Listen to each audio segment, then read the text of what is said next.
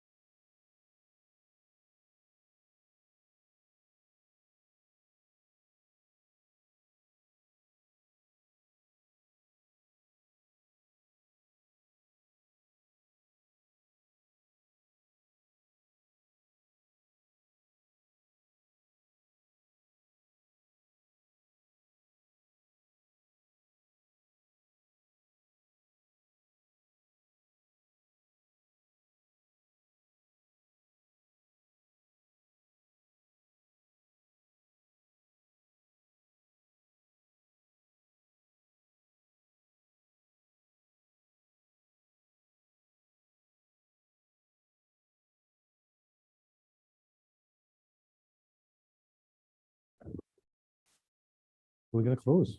We're gonna close that meeting. All right, council. We're gonna reconvene back in open session. I've got a motion that council of the town of Pantsanguishene rise from in-camera session with report. I'm looking for a mover. Deputy Mayor LaRose, a seconder. Councillor Marchand.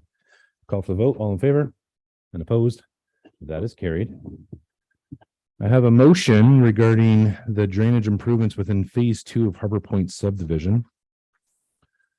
That staff be approved to proceed as directed within the in-camera portion of the meeting. I'm looking for a mover. Deputy Mayor LaRose, a seconder. Councillor Vedabunker, any further comments or discussion regarding this item? Seeing none, we'll call for the vote. All in favor? And opposed? That is carried. Our second item in camera was regarding the sale of 92 Shanahan Road. I have a motion that staff be approved to proceed as directed within the in-camera portion of the meeting. I'm looking for a mover. Councillor Waters, a seconder. Councillor Marchand, any further comments or questions regarding this item? Seeing none, we'll call for the vote. All in favor? And opposed? That is carried. Question period from the media and public regarding this agenda item that we're talking about tonight. Seeing none, I'm looking for a movement to adjourn at 6:53. Councillor DeRush, seconder, Councillor Waters. Call for the vote. All in favor? Opposed? That is carried. We'll reconvene in 7 minutes.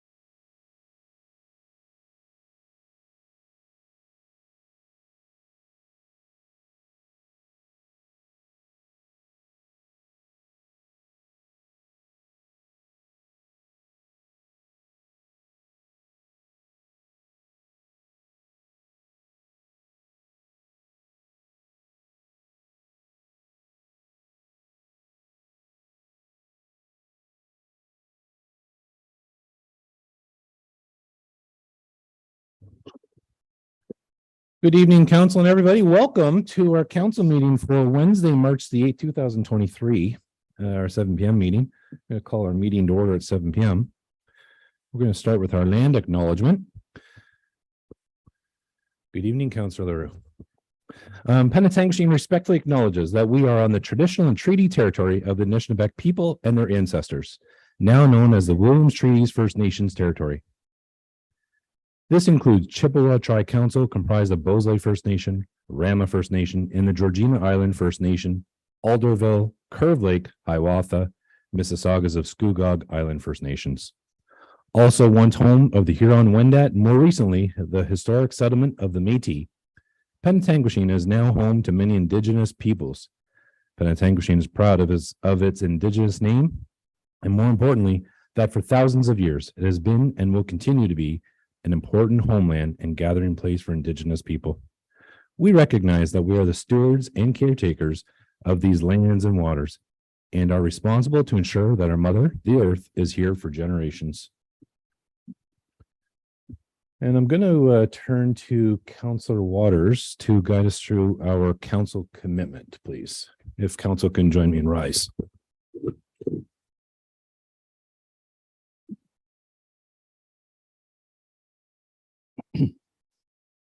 We are grateful for the many gifts which have been bestowed on Penetanguishene and its citizens, including the gift of freedom, opportunity, and peace that we enjoy. May we be worthy custodians of all that have been entrusted to us, and we ask all in attendance and those who could not be here to assist us in promoting good government. May our decisions as members of council be enlightened, and may we all be strengthened in our awareness of our duties and responsibilities. May we be granted the wisdom, the knowledge, the will, and the understanding to preserve the good fortune of the town for the benefit of all, and to make good laws and wise decisions. Thank you for attending. Thank you, Councillor Waters. And Councillor Rush, if you can join us in the French version, please. Nous sommes reconnaissants des nombreuses grâces accordées à Penetanguishene et à ses citoyens dont la liberté, les possibilités et la paix dont nous jouissons. Que nous soyons des intendants dignes de tout ce qui nous a été confié. Nous demandons que toutes les personnes présentes et celles qui n'ont pas pu se présenter nous aident à promouvoir une bonne gouvernance. Que nos décisions à titre de membres du Conseil soient éclairées et que nous soyons tous renforcés à prendre conscience de nos devoirs et responsabilités.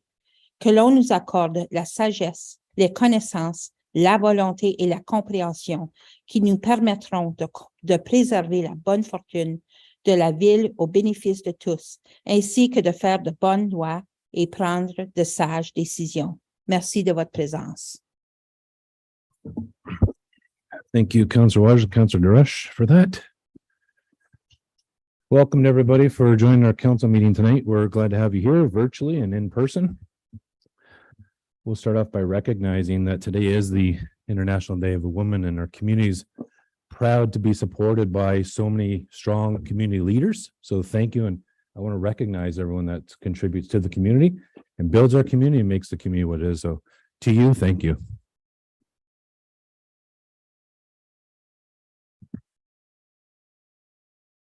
Number 4 is our approval of the agenda. I got a motion that the agenda of the regular council meeting of March 8, 2023 be approved as presented. Looking for a mover. Deputy Mayor LaRose, a seconder.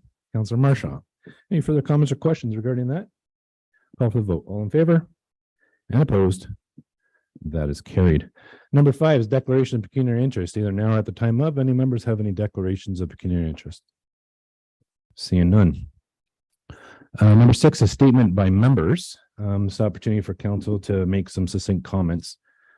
I'll start us off and then we'll go around the tree, and maybe we'll start with you, Councillor, when I'm done. I just want to start off by stating Winterama was a few weeks ago. And I think Winterama was a phenomenal success. Lots of positive vibes in the community, a lot of great things that were done throughout Winterama. We had the log sawing competition in town where myself and the deputy mayor went against our friends in our municipal partners. And we unfortunately did not come out with the top prize.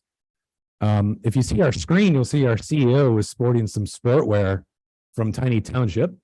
I think that may have had a role to play with us not coming in first. But it was a great time. The event was phenomenal. I think the positive vibes around the community. My hat's off to everybody that had a role to do with Winteremma. You know, I talked to so many people going around the community, and there's nothing but positive comments. The vibes, everything in the community was just positive. I can't think of one bad thing to say. Sharing my hats off to you and your entire team, and you can relay that to your team. I think, you know, there's so many great things to be said about this, but we can go on all night about it, but just thank you on behalf of everyone's heart. Like, it's just tremendous. The past month's been a lot of great things going on, and you know, I couldn't have been able to do all of it. So I just want to pass some thanks to some members. Several weeks ago, I had about 5 things happening in one day, and my kids' hockey term was one of them. And of course, that had to take priority. So that day, I want to thank Deputy Mayor LaRose. We're invited to go to the tree tapping for the maple syrup season. So Deputy Mayor jumped in and helped out that day. I think he had some pancakes with it as well. So, but it was a good day. As well, Councillor Vadaboncoeur participated in the public speaking competition at Brookville, which I didn't get to go, but thank you to you, Councillor Vadaboncoeur, for that. Councillor Marchand, he participated in the growth, diversity, inclusion at the MCC. So thank you for your participation there. And Jeff, our CEO, participating in our ministry, a delegation regarding CNCC policing costs, and that was our budget request to them. So thank you to you, Jeff. As well, last week we participated at the German Canadian Club. They wound down their operations. I think it's a sad time when we see these community groups folding, but it was a positive thing. You know, they're reinvesting their money into other local groups. And Hospice Huronia was a grantor of that. The Cancer Support Center. There's a lot of really good organizations benefit, but you know, sad in one end, but it was a positive thing. But it was an honor to be there representing our community. So that's from my lens. I think a lot of really good things going on, but that's the great thing about our community. It's a community built around people and multiple community members, and I appreciate what everyone's done for that. I'll turn it to you, Councillor LaRue, for your comments, and then we'll go from there. Thank you, Your Worship. I guess the only thing that I probably would like to touch on is my dissatisfaction with the going on with the Ojibwe Landing, the environmental assessment. You know, it started in 2017, and I expected, and what I understood was that sometime in September of 2023, we would, as a council, find out what we could do with Ojibwe Landing. And now I see from the report that is in part of our council agenda tonight that we're looking at probably the end of 2024. And, you know, it's a real farce when you 7 years in the making to find out what you can do with a piece of land. So anyway, that's my say for tonight. Thank you, Councillor LaRue. Councillor Marchand. Great, thank you very much. And I do want to echo the sentiments with regards to Winteremma. It was a really great event, lots of smiles. I think we were just so happy to be out as a community, and it truly did feel like a community event. Friday night, the kickoff with the fireworks and the amount of people at the curling club and the music, it was just really, and it was cold, and you can guarantee that we get a good cold weekend for Winteremma, but everybody came out and was super positive. And so thank you everybody for all your hard work and just really injecting that back into the community. I do apologize. I was supposed to be there at noon for the log sawing, but I think like many of us, you get caught up talking to people who you haven't seen. And then I was late and, oh, darn, I didn't get to saw the log, but I do appreciate that other people filled in, and it was a really great event. The only thing, what I do want to just talk about, I think, as I continue in my role as a new council member is just the really positive comments that I continue to get when I'm at the arena or when I'm out and about. With regards to the work that we do, the work that our public works departments do in terms of, you know, snow this time of year and up and down the way it is, and just a lot of really positive feedback. And I do get questions, and I sometimes get these little kind of digs and whatnot. And a big part of why I decided to run for council and what I believe strongly in is educating individuals and making them understand what goes into, building a schedule and what your taxes pay for and what we're accountable for as a town and a municipality. And it's really important. And so I try to educate, and I always say, council chambers are wide open. Come on to council, you can make a deputation, I'm happy to bring things back, but bring me something tangible. And so I continue to represent, and I'm learning a lot through the process. And I just want to say, continue all the great work. We have great staff, and I'm really proud to be sitting on this side of the table and representing our really great town. The only other thing I would say is I had the opportunity to go into employment services, which is provided by La Clé in Points Mall. So I'm doing a public shout out. They do really great employment services support for those who are both unilingual and bilingual within our community. It's free to anyone who's searching for jobs or needs to use internet and have help with their resumes and applications. It's a really great gem in our community, and just wanted to promote that. I had a great meeting with them, and just wanted to share that. Thank you. Thank you, Councillor Marshall. Councillor Vadabonker. Thank you, Worship. I'll touch on a couple of things. First of all, with Winterama, I just want to echo your comments. I did get around to a couple of venues. So first of all, the Legion, and the Legion was packed all weekend, and they were very happy with the turnout, and it was great to see. And it was reminded a lot of people of Winterama's gone by. I also went down to Discovery Harbor and took in their activities, and they're a new partner with the municipality on the Winterama activities, and it was great to see. So again, I want to compliment our staff, our special events staff and team for a very successful Winterama. The public speaking contest that you alluded to, I was a judge for the public speaking contest. I was one of 4 judges, and it was a real pleasure getting to see the various grades do their public speaking, and it was a good group of judges, and it was a nice morning. So thanks for the opportunity. The last thing I'm going to speak of is that we had our first committee of adjustment meeting a week and a half ago or so, and the new committee is up and running, and we dealt with our first application, and it looks good for the future. So thank you. Thank you, Councillor Vadabonker. Deputy Mayor LaRose. Thank you, Your Worship. I think you're going to sense a theme here. Winterama was absolutely the best we've had in a long time. We ran into Councillor Marshall. She almost had to fill in for you in the log sawing because her being behind was almost as bad as you being behind. But we all got through it. It was great. The CAO, we met up. Everybody was out and about. It was an absolute awesome day. So hats off to everyone, and that was good. Thank you, Deputy Mayor. Councillor DeRush. Thank you so much. Just one item. A few weeks ago, I believe, the Community Wellbeing Committee met for the first time, and it's a far-reaching committee. It covers off accessibility, it covers off seniors, it covers off youth. So it's a very it's going to be a very busy committee. I met the 8 public members on this committee, and they are remarkable people. So I'm very excited about getting going, and I know that they're very engaged in bringing quality of life to the residents, along with better health. So looking forward to it, and looking forward to bringing forward some new programs for our community. Thank you. Thank you, Councillor DeRush. Councillor Waters.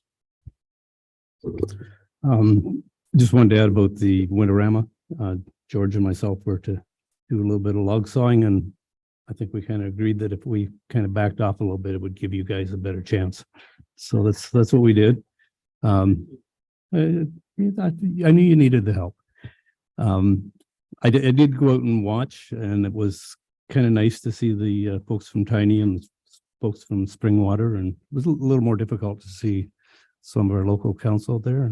But the other guys, I did notice them around. I've traveled around Winterama, and they were quite visible pretty much anywhere they went, and Winterama was good. And other than that, we do have a summer event that's in the process of coming up, Father's Day weekend.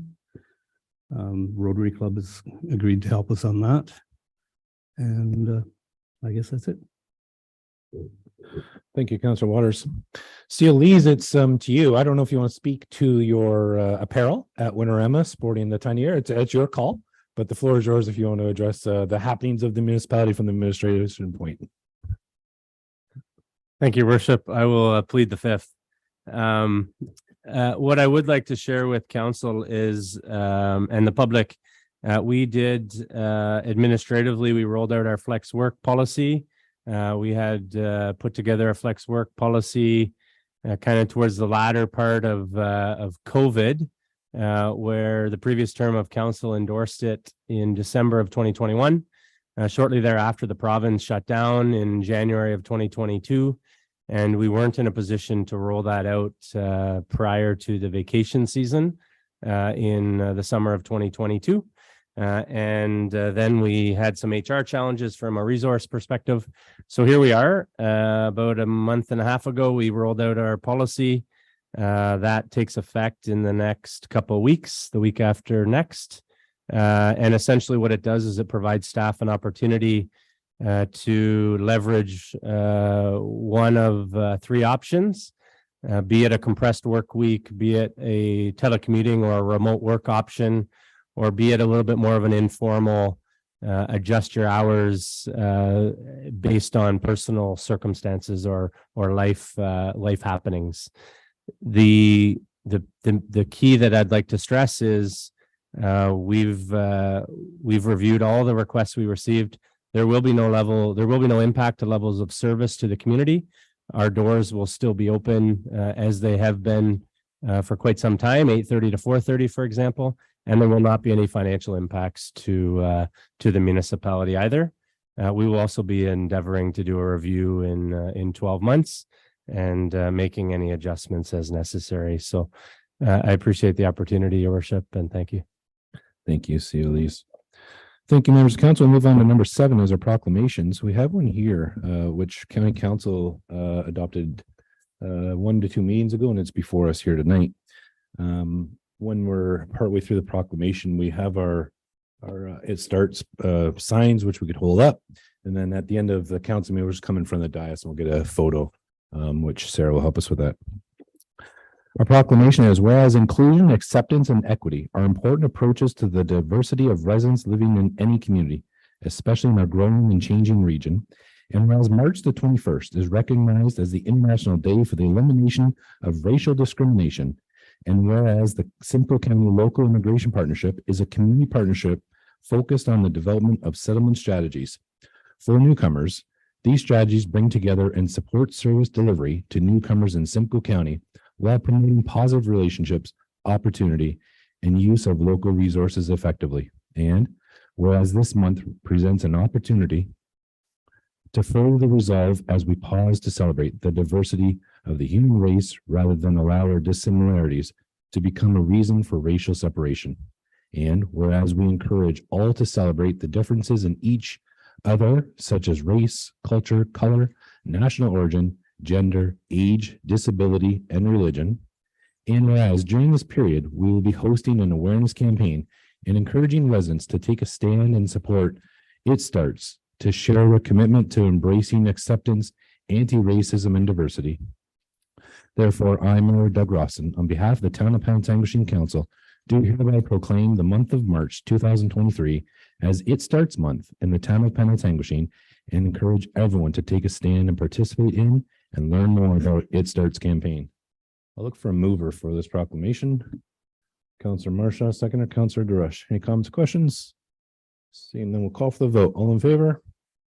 And opposed? And that is carried. And we'll just show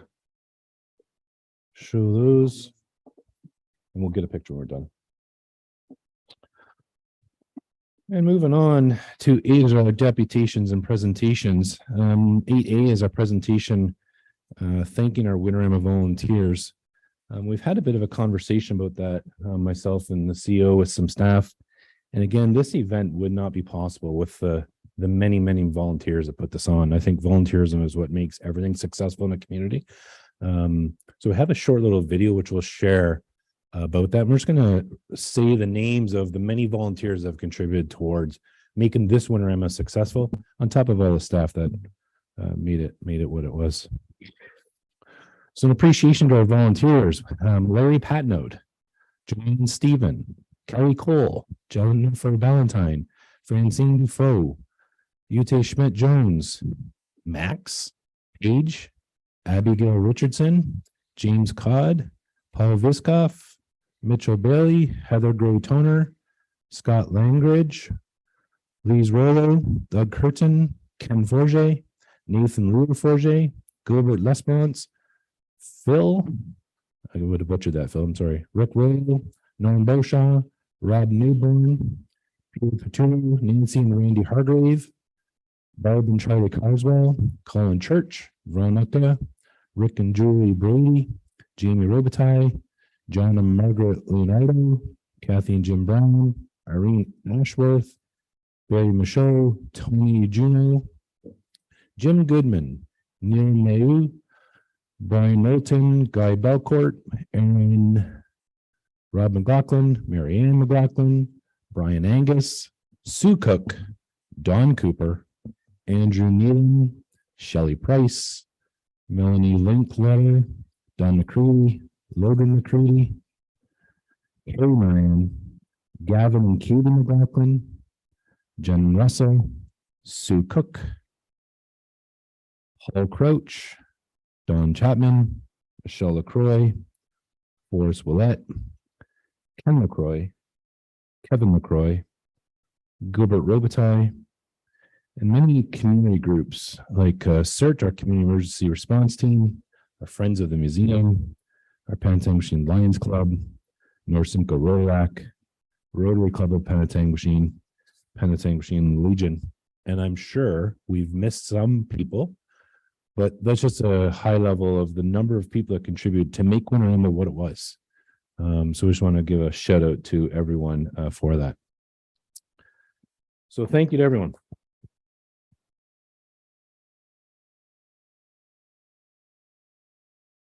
Next is a presentation regarding our annual report from the Southern Georgian Bay OPP. We're going to ask Staff Sergeant and Detachment Commander Natalie Major if she can come to the podium. We have a little review of the presentation, and then any follow-up questions council may have. Welcome.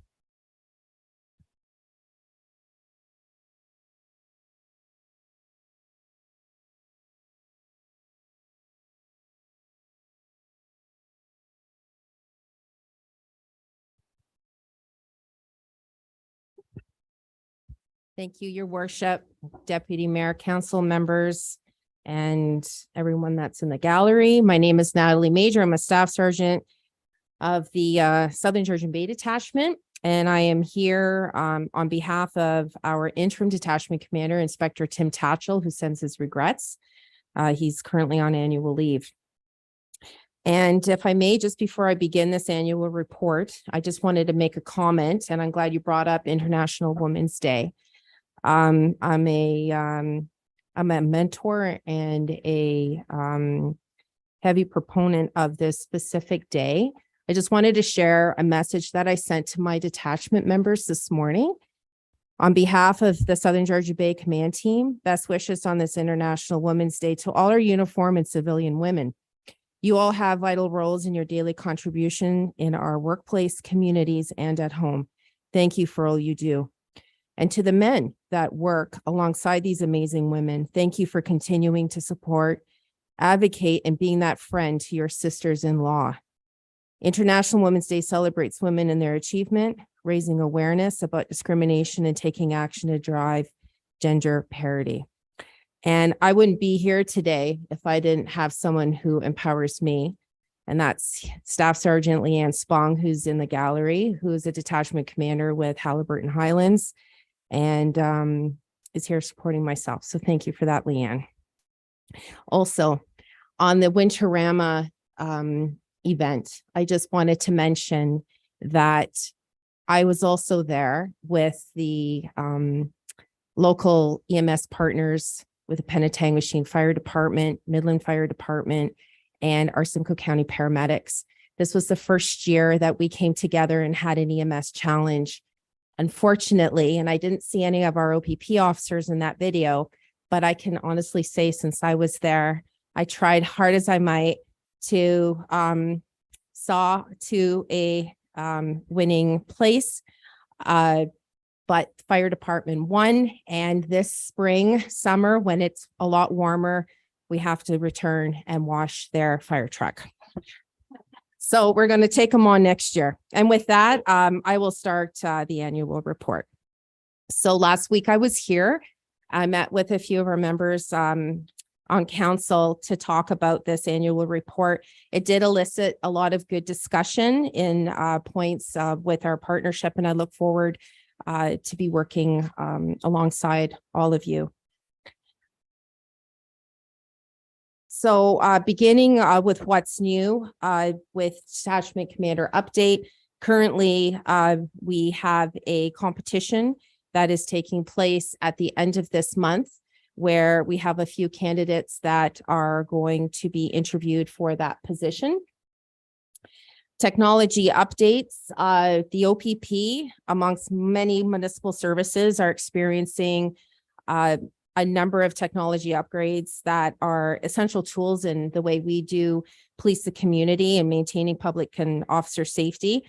Currently, we have an in-car camera that has been installed in a number of our fleet vehicles, along with the access to automated license plate recognition software that alerts us when there is a stolen vehicle, a vehicle that's related to Amber Alerts, or if the validation sticker is expired.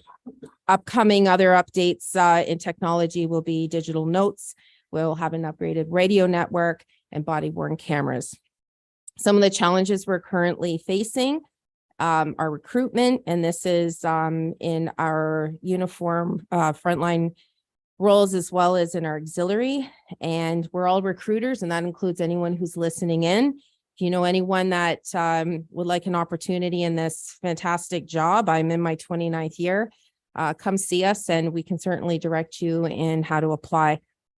Police services across Canada right now are experiencing some challenges in staffing. And I'm pleased to say that this detachment is in the top 3 for frontline availability for our police staffing. And fleet. Due to the pandemic, we noticed that production lines had significantly decreased. Our fleet are aging, and we're looking forward to getting that refreshed. Moving on to our crime statistics here, and this is just for Penetanguishene. And what we did for this is ensured that we did not include Central North Correctional Center's statistics in this. So this is just within the town without the jail. And as you see in 2022, there's been a significant decrease in break and enters, theft from motor vehicles, slight uptick in mischief, false alarms have gone up, and 911 calls have gone down. And those could be related to pocket dials. So for the crime clearance rates, with violent crime and property crime, I would like to see this cleared off a little better. What I find is a number of our investigations are still fluid and ongoing. And it's also imperative that our officers, when they are clearing off calls, and for instance, if they do end up charging someone, that they go back to that occurrence and clear it off as such that they have been cleared with charges. Regarding drugs, it's 100% compliance, and that's anything to do with any warrants that we execute, and also any traffic stops that we might come across where charges are warranted. For crime clearance rates, for the next slide, essentially it's what I had mentioned previous. This is for the entire detachment area. This does not include Penetanguishene like the previous slide. The next slide talks of motor vehicle collisions. And this is for Penetanguishene. There was one fatality back last February. Sadly, a 32-year-old Elmvale operator was deceased. It was speed too fast for a condition. And you'll see what's outlined for personal injury and property damage.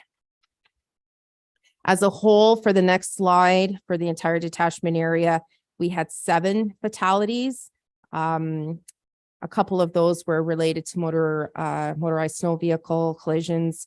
And then again, motor vehicle fatalities that happen on roadways in, I believe it was in Midland and Tiny Township. And I believe also the collisions involving the motorized snow vehicles occurred in Tay Township.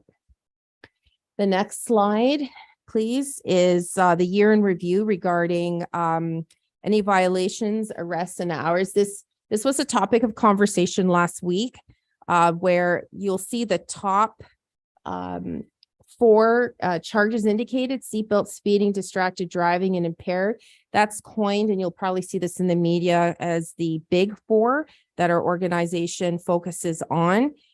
What you see are the charges related for the entire detachment. The question that came up last week was, can we filter this to just the big 4 in the town of Penetanguishene? I found out that the software Icon does not break it down any further. And that's what we essentially have. That's the way it's captured. The next slide is community engagement. And it's pretty self-explanatory. Between our frontline members and auxiliary members, we are trying, as I mentioned earlier, about recruiting. We have gone out to the local high schools to promote this career. Regarding community events, I've been part of this, especially for the holidays. We had partnered up with our emergency services again for the food toy drive in Midland, and had significant success with that to help families within our detachment area. So anything that went, as in monetary donations, food, or toys, went right back into this community. And we worked alongside the Salvation Army. Foot Patrol, we also have for the town close to 400 hours of Foot Patrol for the year. Southern Georgian Bay Detachment, nearly 1,800 hours. And for school events, we have had great success in playing with the students. There was a couple recent ball hockey games. One is an inclusive one where we got jerseys done up with the Pride colors. And that definitely just entered in a lot of discussion with the students, and shows diversity and inclusion in our communities, especially in our schools. The next slide, if we can talk about, is policing our waterways. I'm very proud to say that our marine program here in Southern Georgian Bay is probably within the top 3 in our province. We have a lot of waterway that we are responsible for in policing. Our vessels are gearing up soon. I'm very excited. I'm not a winter person, so come mid-April, they will be out there up to usually just after Thanksgiving. We have 11 Marine trained officers, 4 of which are full-time during that period of time that they are operating the vessels. And the relevant pieces of legislation include anything from the Criminal Code of Canada, where, for instance, an impaired operator would be classified under the Canada Shipping Act, Small Vessel Regulations, Trespass to Property Act, and Liquor License Act. The Marine Unit works in partnership with the Canadian Coast Guard and provincial and federal warrants and other municipal partners. And lastly, we responded to 182 calls for service as a detachment for the entire area. And 5 operators were charged with impaired operation, and 6 were served with warrant range suspensions. We seize a lot of alcohol over this period of time as well. And we do put that out in social media to ensure that there is compliance with the appropriate legislations. Motorized snow vehicle summary. Last year, we police a number of the OFSC trails, Ontario Federation of Snowmobile Club Trails. And we also are out on the frozen waters of Georgian Bay, 6 Mile Lake, and several other inland lakes. As mentioned earlier, the fatalities, we did have 2 fatalities on sleds last year. We had 80 calls for service regarding motorized snow vehicles and logged close to 260 hours on patrol. In order for this program to work, we need to have weather and trail conditions in a appropriate way. As we can see currently, this winter has not been very successful for the program due to the lack of snow because it has been so warm. But we do get out when we can. We have to ensure that the officers are safe and again, educating other sled enthusiasts out there. And in conclusion, where we're heading. So we have a detachment action plan that is currently being constructed for the 2023-2025 years. This comes in alignment with the OPP organization strategic plan. We do ask for input from each council in our municipality to also have some input on it for consideration. So you can please always pass it on to myself for us to take a look at. There's also an implementation of OPP detachment boards. This is a very exciting time, something new where all municipalities will be on one board. I believe we have close to 13 members that quite possibly are going to be on this board. We're potentially looking at a June proclamation and quite, as a matter of fact, we might be looking at late winter or early next year to initiate this. People-centered leadership is a big message that we have in our organizations for all of our members, all ranks. An independent review panel had supplied a number of recommendations that our organization has to follow. And it also aligns with the Ombudsman report about taking care of our members for their health and well-being. And the last point I've got is identified as new technological upgrades that I mentioned at the beginning. And just as a bonus, our central region chief, Dwight Peer, is going to be retiring next month, but he has left us a crime and traffic strategy to follow for our region, which I also had shared last week. And that is my presentation, barring any comments or questions. Thank you. Thank you very much for your presentation. I just want to thank you and all members of the OPP. You miss birthdays, anniversaries, Christmases, every special event. And I think sometimes police get a bad rap in the media. And I think the good work that's being done and the great thing that you're doing, helping people in crisis every day, isn't recognized. And I want to thank you for that. So on behalf of our community, thank you for all that you and your members do. Do any members of council have any comments or questions for our Staff Sergeant? Deputy Mayor. Thank you, Your Worship. Just one question. You took the CNCC numbers out of your chart for the stats, which is good. That's just for the town.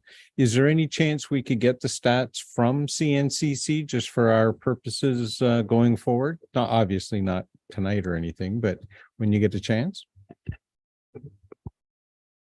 Deputy Mayor, thank you for your question. That was one of the topics we were talking about last week. I'm looking into, and what I do is work with our municipal policing bureau, who can assist me with that.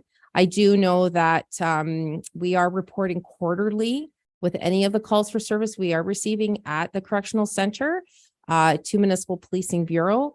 I am aware that the assistant deputy minister within our ministry is wanting that those analytics as well. So I'll have to get back to you on that, what can be shared. It would be greatly appreciated if you could. Thank you. Any other members have any comments or questions? I'm going to look to you, Councillor LaRue, just to make sure we're capturing anything. No? Any other members? Councillor Bunker. Thank you, Worship. Just a question and a follow-up to the question I asked last week with respect to the OPP's relationship with municipal law enforcement. Maybe you can just elaborate a little further on that relationship that exists. Thank you. In regards that we do work with our fellow partners in bylaw. Yes, so like in any municipality that we do police, we do work alongside our bylaw partners. I believe last week we talked about something fairly new regarding the short-term rentals, and so I know that there's some bylaws that are being passed within our communities within Penetanguishene. We began these communications with your team just before the holidays. Was it, I believe, in the fall? Does that answer your question? Yes, thank you. Any other members, any comments, questions? Thank you so much. I just want to emphasize one point that we talked about at Police Service Board last week. A lot, and this is for the public. A lot of times members of public make comments about speeding on roads. Activities that they're not really appreciating. And when we brought them up to the Police Services Board, police can't act on if they don't know. So I think it's incumbent upon everybody in the public that if something happens that you want to be investigated, you have to report it. You can't come to myself or any member of council 2 weeks later and ask us to look into it. The police need to be notified, and that we're asking the public to do that. And correct me if I'm wrong, but the emergency number is 1-888-310-1122. You can call that number. You'll get the police dispatch, and they'll appropriately record that. And then they can use data and then look at, hey, we're getting a lot of calls in this one area, and do targeted patrol wherever they need to do, but they can't act if they don't know. So thank you, Staff Sergeant. And we're going to ask the public to do their part to do the reporting, because you can't do it if you don't know about the issues. Thank you so much. And again, thank you to members. Thank you, Your Worship, and everyone. And I could not have answered that any better. And as I said earlier, we're all recruiters. So when you're finished being mayor, you can come and work with us. Thank you. Moving on, number 9 is our adoption of minutes not already confirmed. Before I read the motion, do any members have any revisions to the minutes that circulated? Seeing none, I have a motion that the following minutes of council meetings be confirmed and adopted as circulated. Council February 8th, 2023. I'm looking for a mover. Deputy Mayor LaRose, seconder, Councilor DeRush. Any comments or questions? Seeing none, we'll call for the vote. All in favor? And opposed? That is carried. Number 10 is our consent agenda. We have no matters tonight on our consent. 11's matters for consideration. We have a couple. 11A is our community strategic plan. Before I read the motion on this one, maybe I'll just turn it to our CEO for just a real quick update on this item. I think this is a good celebration moment. We talked about this a little while ago. So this is a work that the community has taken, the town's taken to create a new strategic plan. Where are we going? What do we want to achieve as a municipality? And one thing that's really resonated with everyone is we need the community to participate. And this is really, we need to hear from you to be part of this. And this is setting the stage for where we're going with this. So I'll just turn it to Kelly for an update on this item. Thank you, Your Worship. So this memo that was addressed to council provided an update on the project, which is very exciting for the town. As you're aware, we enlisted McSweeney and Associates, consultants who are going to help us with the project. So basically, we've started with a kickoff meeting with McSweeney, and they've come back with us with a project plan. So we're currently entering phase 2 of this project, which is the consultation phase, and starting off with a survey that they have drafted and will be coming out. So you'll be seeing that shortly, later this week, early next week, for the public to provide feedback and comments. This will be going out through all social media and whatnot. There's also going to be invitations sent out to focus groups that the consultants will be hosting here at Town Hall, with an open house from 6 p.m. to 7 p.m. on March 29th. There will also be an open house on April 18th, which is going to be at the Brian Orser Hall at the arena from 6 p.m. to 7 p.m. So these are all opportunities for the public to come out, provide feedback, comments, and this will all go back to the consultants who will then come back to council with a draft strategic plan. Thank you so much, Kelly. Again, this is nothing but a good news story. There'll be more information coming out, so stay tuned to newspaper, newsletters. We will be communicating all these events that Kelly spoke of. Councillor Vedabonker and myself served on the RFP selection committee. So we brought that forward to continue the work with the steering committee. Every member of council will be participating in this process. We want everybody to be part of this process. The motion before us tonight is just to formalize that from the steering committee perspective.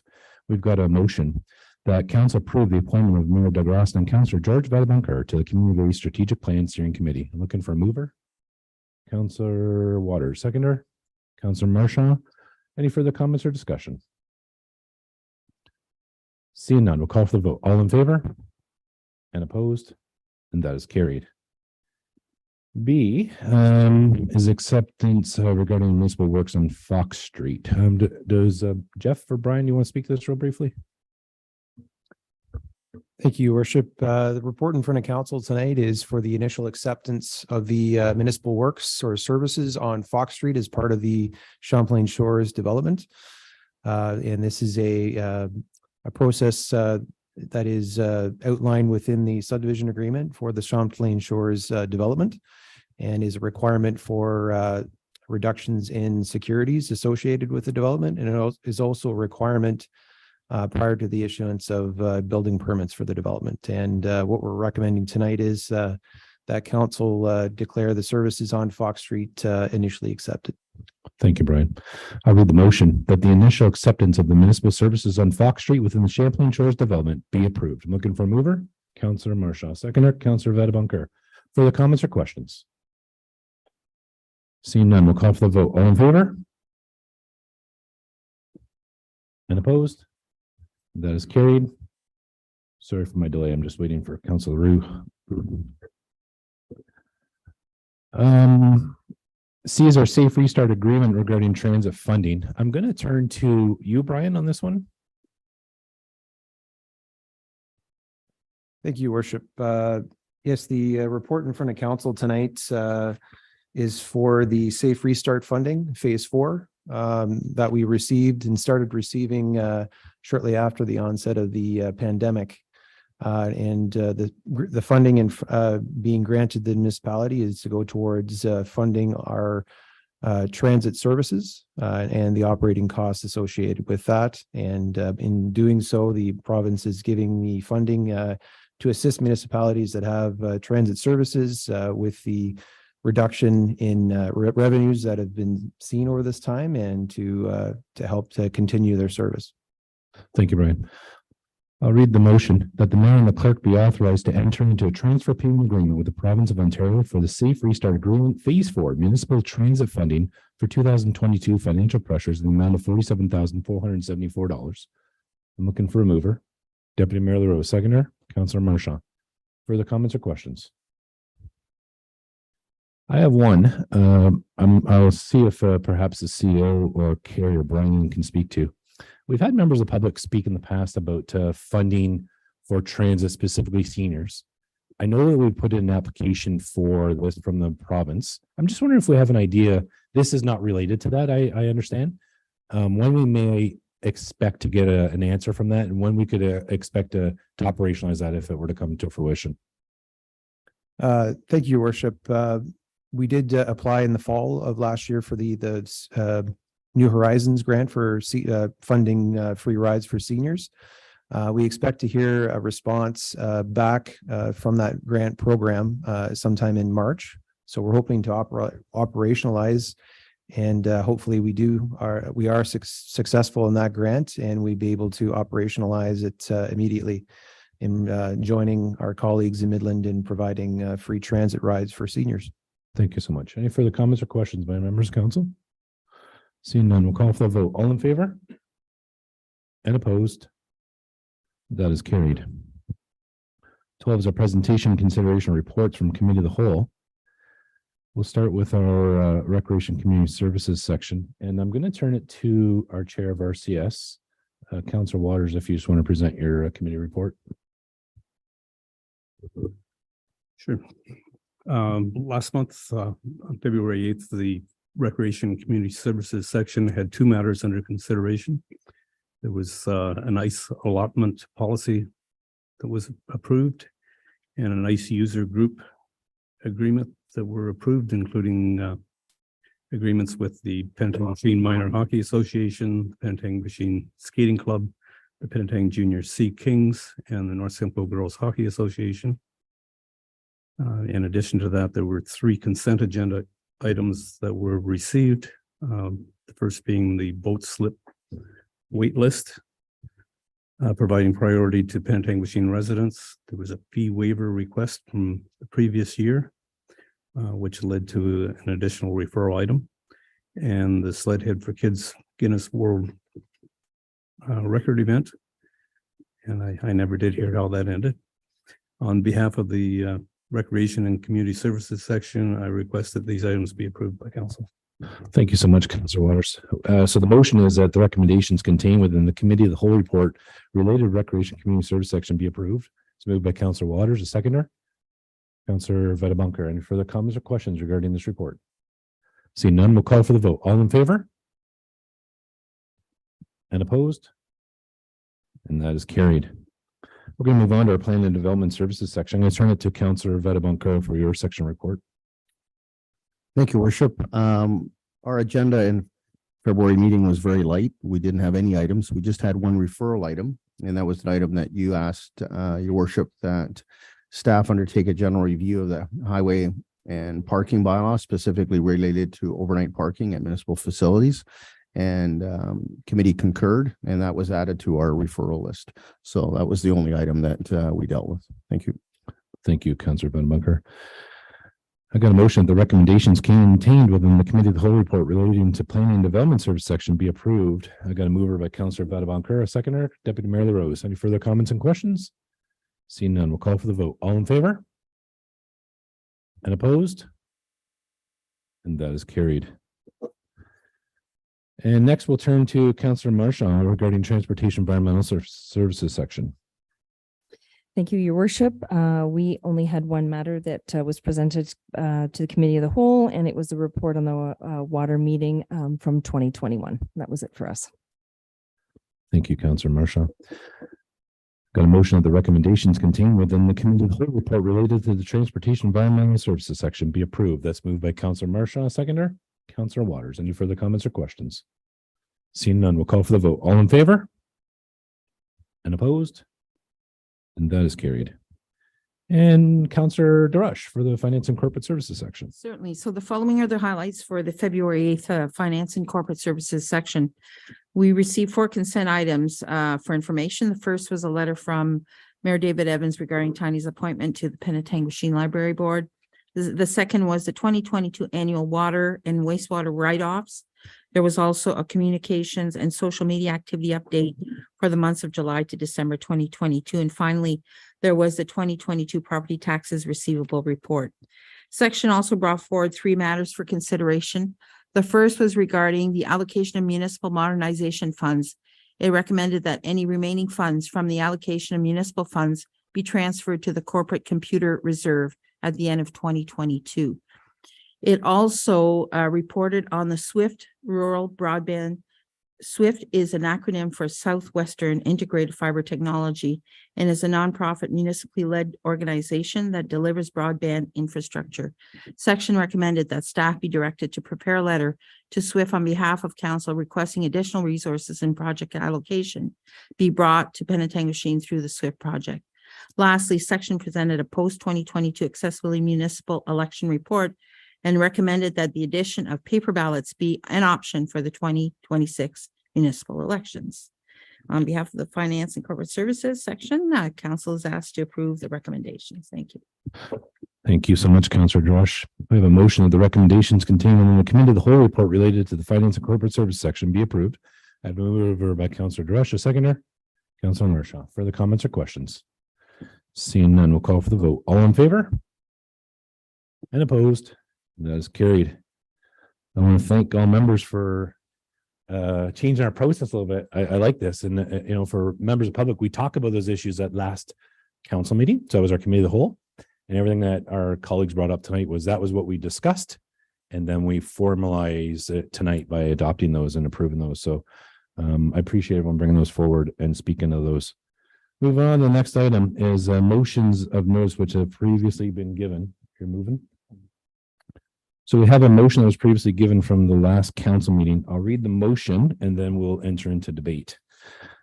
Whereas the town of Penetanguishene is a shareholder and a founding partner of the Economic Development Corporation of North Simcoe, EDCNS, and whereas the town of Penetanguishene has contributed financially to EDCNS annually, and whereas the current governance board of EDCNS has upwards of 15 board members and only one appointee from each municipality.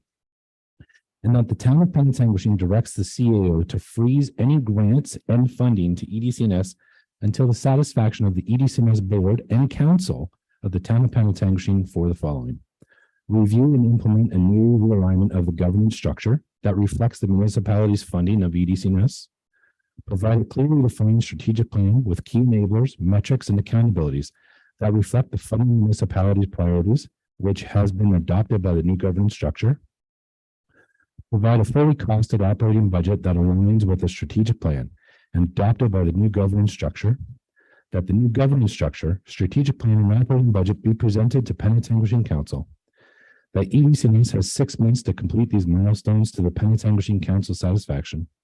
Upon successful completion of the governance structure, strategic plan, and operating budget, that the CEO will be directed to release the operating grant. And that if the governance structure, strategic plan, and operating budgets are not endorsed by council, that notice is provided on the town of Penetanguishene withdrawal from EDCNS. I have a mover by Deputy Mayor LaRose, and I'll look for a seconder. And I will second that.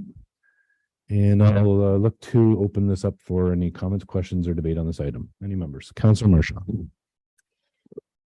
So I have some concerns with the motion that is being brought forward. And I have, so we approved as a council during the budget process.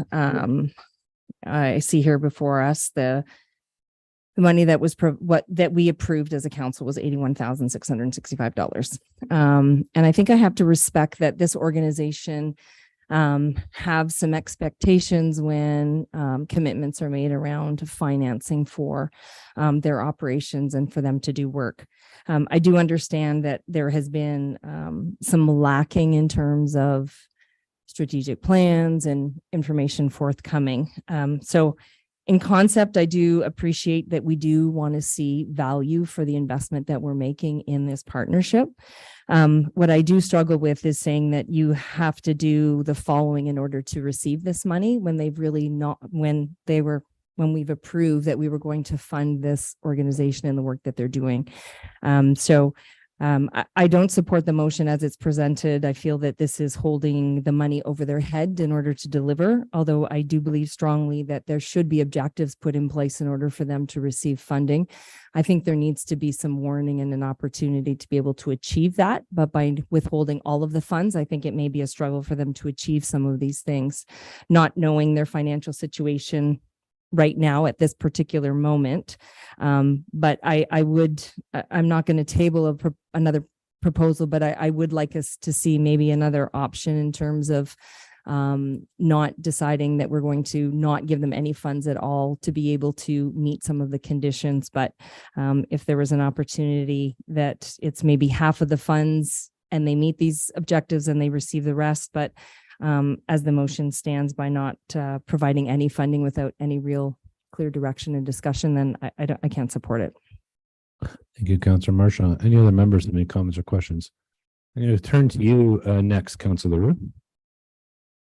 Thank you, Your Worship. I also am of the mind frame that I cannot support this motion that is brought forward. A number of items or points that have been brought up. First of all, the structure of the board being 15. I don't agree with the fact that we should be adding more councillors to this board.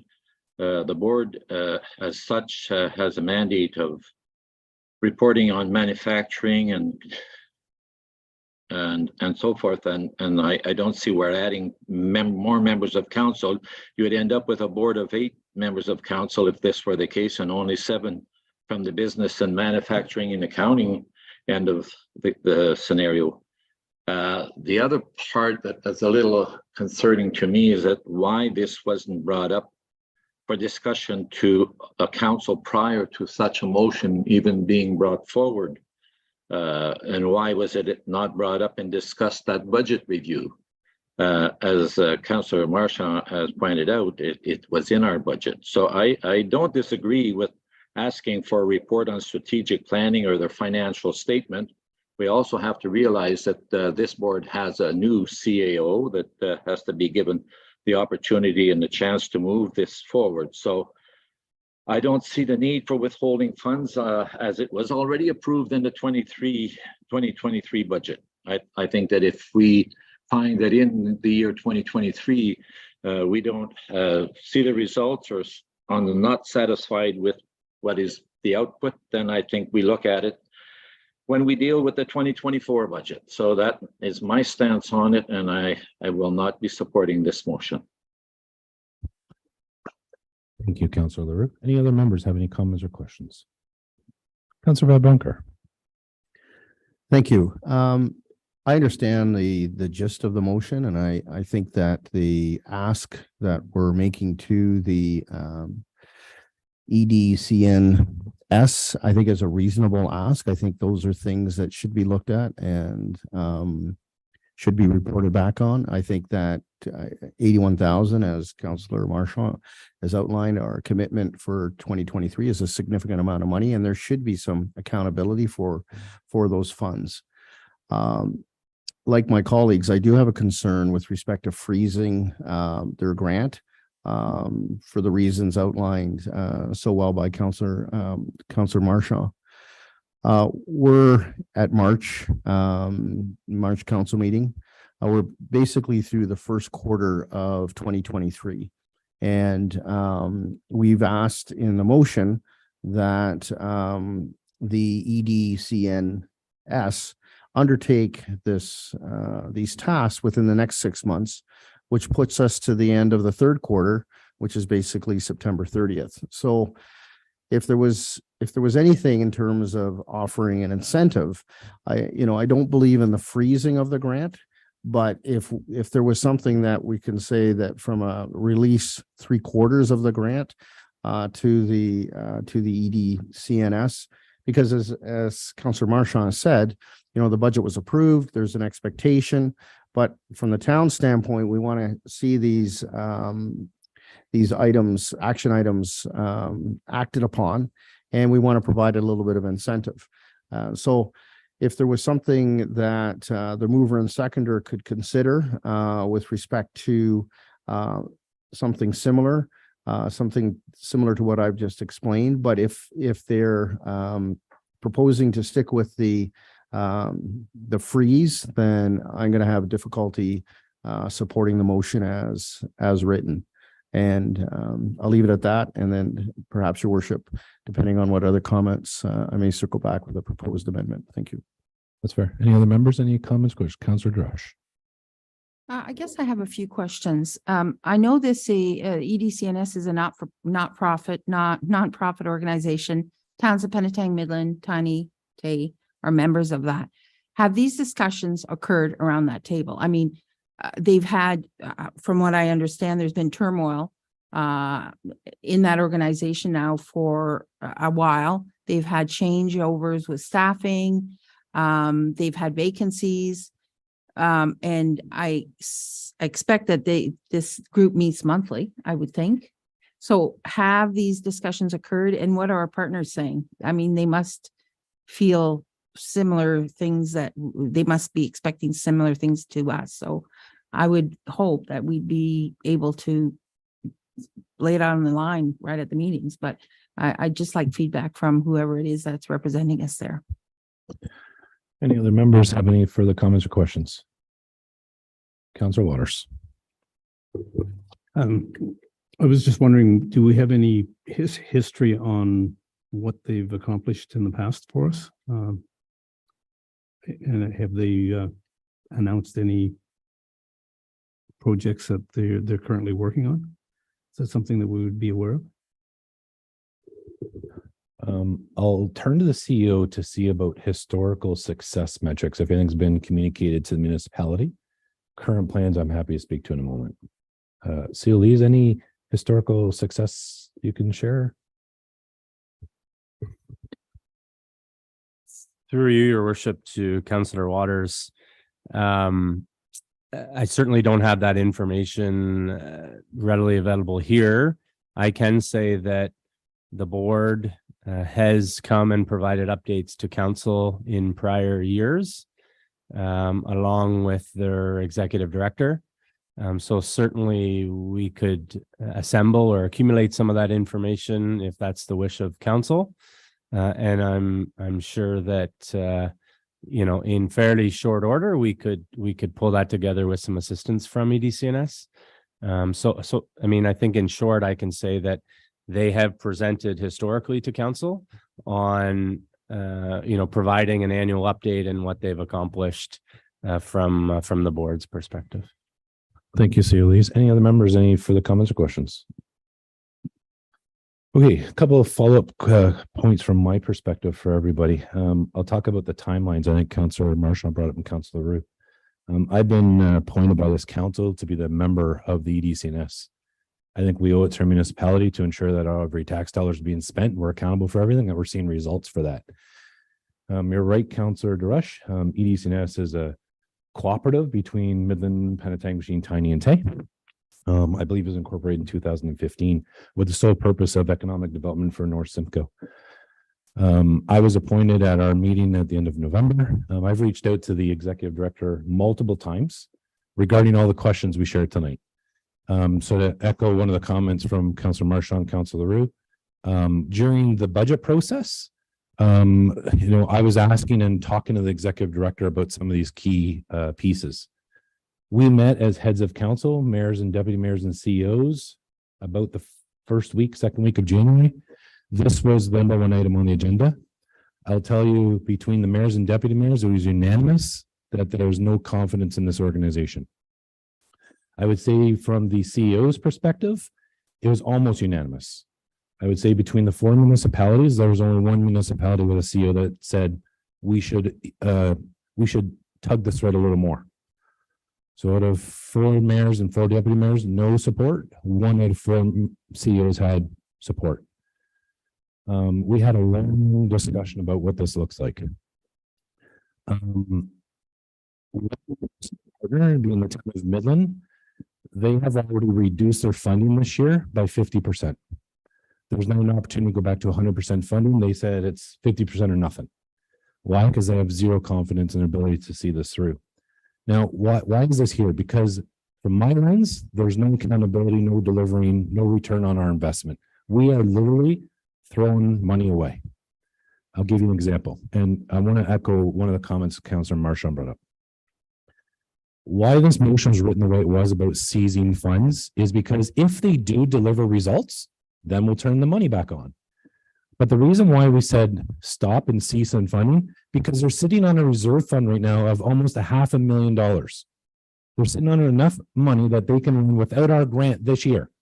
They don't need our money this year. They can run. They have $400,000, which I had to ask multiple times to get that, and it was hard to get that number from them. Multiple asks of the executive director, and I had to ask at 2 board meetings before they would fully give us that information. That gives me alarm bells. We've been asking questions about the strategic plan. We've been asking about what are the deliverables. We've been asking about the return on investment. We're asking about a lot of key deliverables. The confidence from my lens is getting less and less every day. I've also been appointed from the County of Simcoe's perspective to be on the economic development.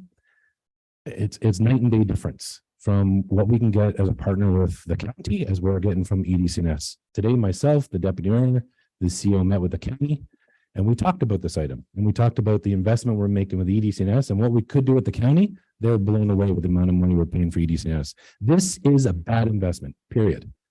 I get what this is all about, but it's on the surface level, they're sitting on the operating funds that we already would traditionally give this year. I want to echo a comment that Councillor LaRue brought up. I'm not suggesting that we increase the board. What I'm suggesting is the board size right now is 15 members at EDCNS. The town of Penetanguishene, the town of Midland, the township of Tiny and Tay, we are the sole funders. We get 4 votes combined. We get 1 vote, Midland gets 1 vote, Tiny gets 1, Tiny gets 1. We have 4 votes out of 15. The board can do what they want. There's no accountability. I've got a problem with that. So why I'm suggesting that there's problems with the governance structure is based on that. There's no accountabilities in return on our investment. And these questions have been raised to them. I think Councillor Drescher brought that up. Yes, I've brought this up. Our CEOs brought this up. We've had many conversations about this and we've been very pointed with them. To echo one of the comments that Councillor Vadabunker brought up about why is this coming here now? Because we've been trying to work with the board. We've been trying to work through the committee structure. We're trying to work with the executive director. And to follow due process, we just approved our budget last meeting, February 8th. I brought the motion forward last time. We can't just drop this on the floor. So we did follow due process. We gave a notice of motion at the same time we approved our budget.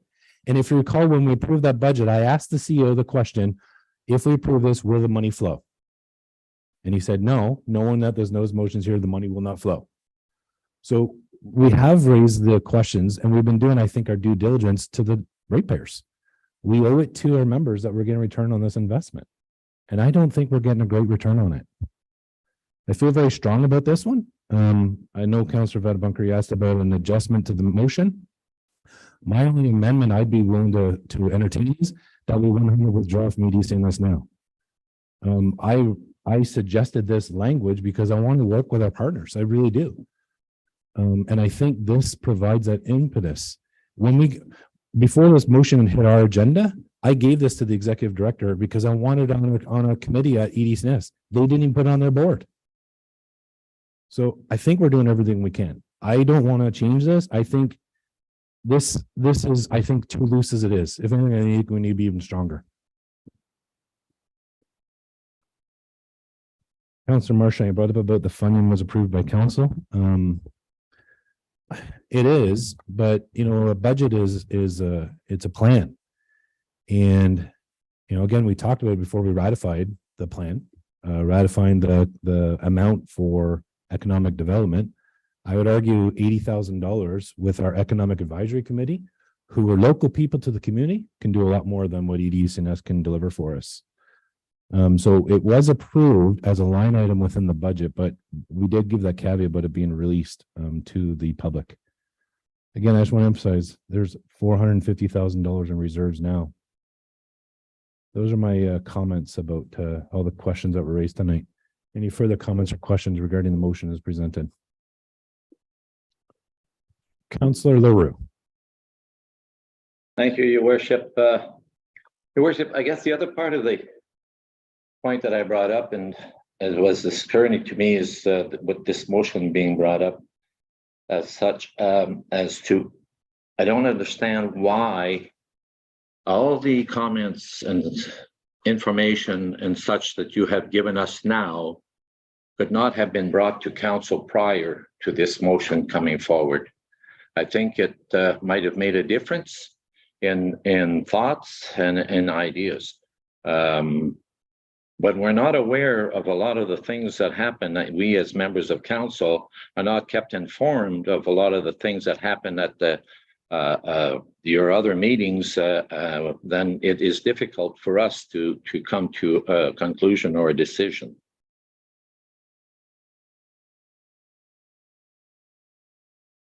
Thanks, Councillor. I appreciate your comments. All I can say is, by our rules and the procedure bylaw, there's not a lot of opportunity to debate things before motions are on the floor.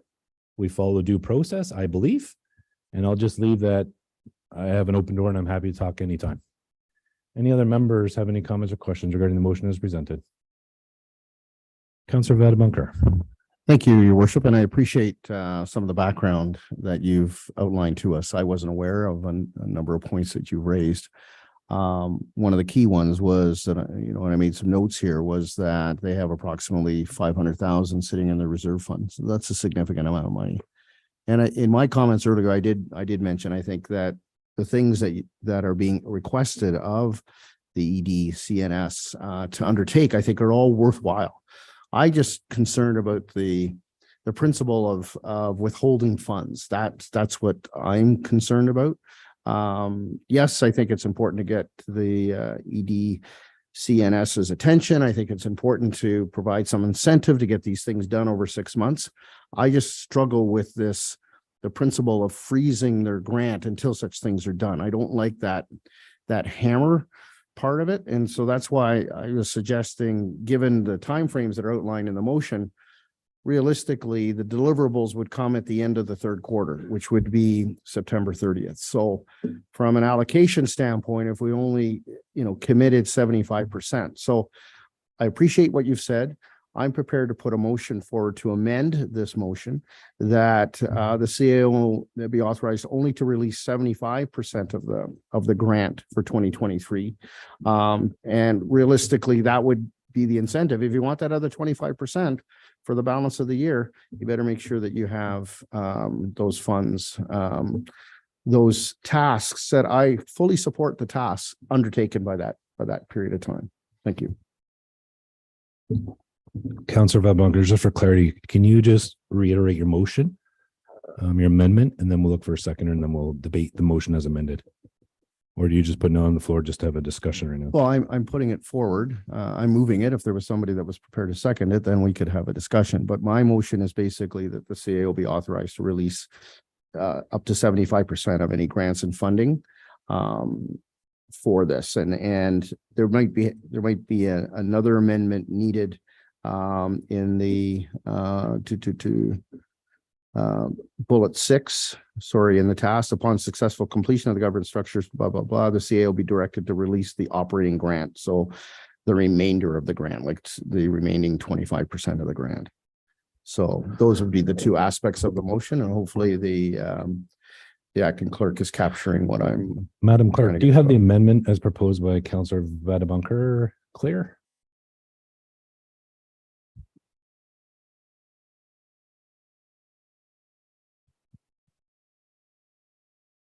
Thank you, Your Worship. Did you want me to reread the entire motion or just the portion? I think just the amended version is appropriate for now. Okay. And that the town of Penetanguishene directs the CAO to release 75% of the grants funded to EDCNS until satisfaction of the board and council of the town of Penetanguishene with the following: review and implement a new realignment of the government structure that reflects the municipality's funding in EDCNS. 2, provide a clearly defined strategic plan with key enablers, metrics, and accountabilities that reflect the funding municipality's priorities, which has been adopted by the new governance structure. 3, provide a fully costed operating budget that aligns with the strategic plan and adopted by the new governance structure. 4, that the new governance structure, strategic plan, and operating budget be presented to the Penetanguishene Council. 5, that EDCNS has 6 months to complete these milestones to the Penetanguishene's Council satisfaction. 6, upon successful completion of the governance structure, strategic plan, and operating budget, that the CAO be directed to release the remaining amount. Councillor Vadebonker, does that echo the amendment as presented? Yeah, that's it. The balance of for the remaining amount. Yeah. I'm looking for a seconder on the amended motion. A seconder. Councillor Marchand, discussion on the motion as amended. Deputy Mayor. Thank you, Your Worship. I have a problem with the new motion. When you look at a not-for-profit that looks for our interests and they have over 1 year's supply of money sitting in the bank, what does that tell us? Tells us that they haven't done their due diligence. They haven't done their work. So why would we release 3/4 of our funding when our neighbors have already cut theirs by over 50%? But why would we say, here's 3/4 of the more money. Now you have enough to operate for closer to 2 years. And we're not getting the satisfaction of the committee. Now, being around for a little bit, when EDCNS first started, they did a great job. They had focus and they were doing their thing. This, when we were at the meetings with the other local mayors, deputy mayors, and CAOs, there was no appetite for this at all. They are just not getting it done. To have this motion in front of them for a month and they don't even bother to throw it on an agenda. We don't care. We're not listening. We're not looking at it. It's broken. So when they have close to $500,000 of our money that's not getting used for the purposes that we have given it to them, why would we even consider giving them any money until this was cleaned up or closed down? Thank you, Deputy Mayor. Any other members have any comments or questions regarding the amended motion? Councillor Leroux. Thank you, Your Worship.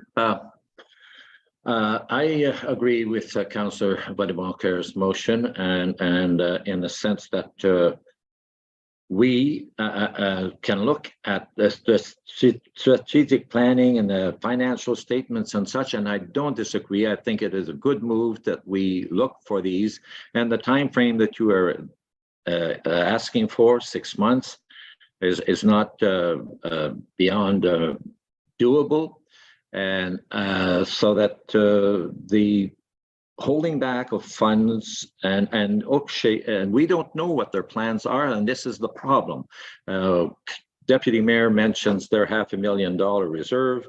We don't know what the plans are that they can be used to a benefit to the 4 municipalities until we find out what their strategic plan is and what the financials are, and in the senses of how they're going to handle all of this. But we did approve in 2023 budget.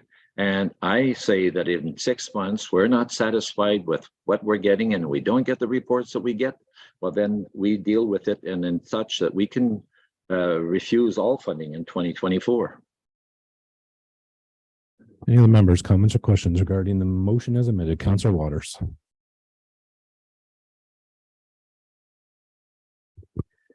I'm a little concerned. A lot of it's going to be repeats of what's already here. If they currently have $500,000 there, and it looks like they're getting about $350,000 per year from the 4 municipalities, that's a year and a half that they haven't spent any money. And if we wait 6 months, we're almost at the end of the year. We're into the end of the third quarter. It's almost the year's up. We haven't got any guarantee that they've done anything. If they do have plans, let them act on them quickly, and so that we can go back to business as usual. Thanks, Councillor Waters. Couple questions and comments. So appreciate your amended motion, Councillor Vadebonkir. One of the other pieces that's troubling for me on this amended motion, which I won't support, is Midland has reduced their funding by 50%. There's already a disparity on funding. So whether we fund at 75%, 100%, there's already a disparity on the funding levels. I believe the treasurer's been requesting that the formula be reevaluated with how we calculate the funding. And that's something that the other municipalities have been asking. And Mayor Walker and Tay has mentioned that we got to look at the funding formula. Right now, it's a percentage of our budget amount. As our budget goes up, EDSNS gets more. Again, no return on investment, no proof, no accountability. Just we have bigger budget, they get more. And we got to be looking at a better funding formula. And us just saying tonight, well, let's just give you 75%. You don't have to be accountable for it. I got a problem with that. I think there's a big issue here with this. And it comes down to they're not surprised. They know that we're talking about this. I've been talking to the executive director there since the 1st of December. There's no surprises. Everyone knows where we're at. All the municipalities have been saying we got to relook at the funding formula. We'll see how this amended motion goes. If anything, I would say let's move our budget amount to 50% because our peers have already done that. They've already reduced theirs by 50%. Okay, final questions on this item. Councillor Durush. I guess my concern is with the timing, because I believe EDCNS did present when I think in November, December. I think they presented along with a whole bunch of other organizations, and I believe that they did, or I remember seeing something anyway, but and why, the concerns were there then, I'm sure. Now we're new council, so we may not have been privy to the turmoil that was maybe being discussed at the table. But then we allocated the monies, we've approved it. And for us to now renege, it shows, for me, it shows bad faith in the sense that they're probably trying to get, I would hope they're getting their ducks in a row, and so are we. So I feel that we need to be true to our word. If we allocated those funds, that I feel that it's just bad timing all the way around. And again, I'm a little bit disappointed that the previous council would not have spoken up, because they would have known this turmoil was happening. And for us to come in blindly as a new council is really unfair to us to now have to deal with this. And so it puts us in a really bad spot. Any other members, comments, questions? We'll vote on the motion as amended. Does any member need it reread, or are we good with amended motion as presented? We'll call for the vote. All in favor? And opposed? That is carried. And now we'll go to the motion as amended. I'll look to the clerk if you can help me out with the motion as amended, please.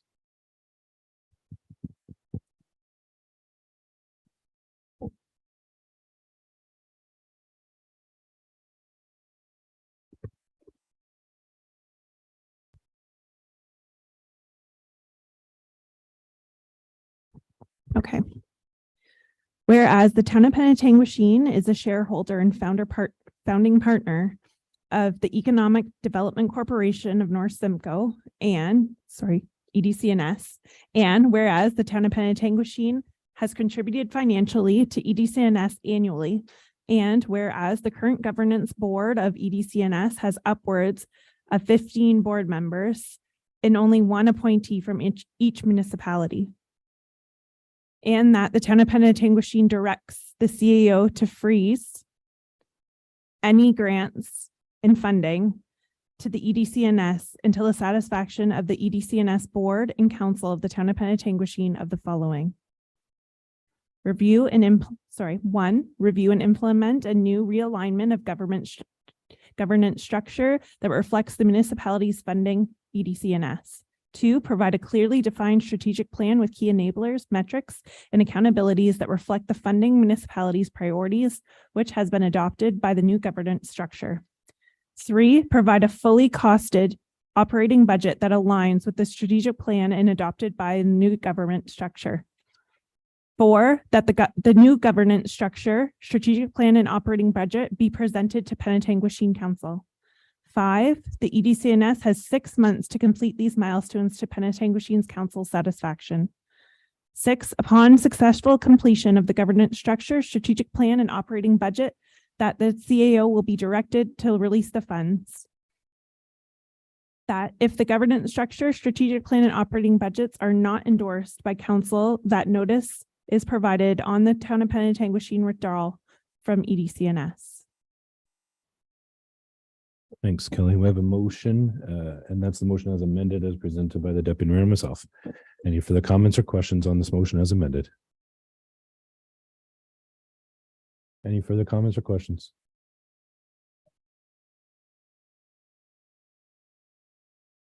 It's the amended motion.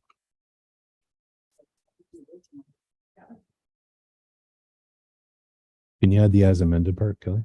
Sorry.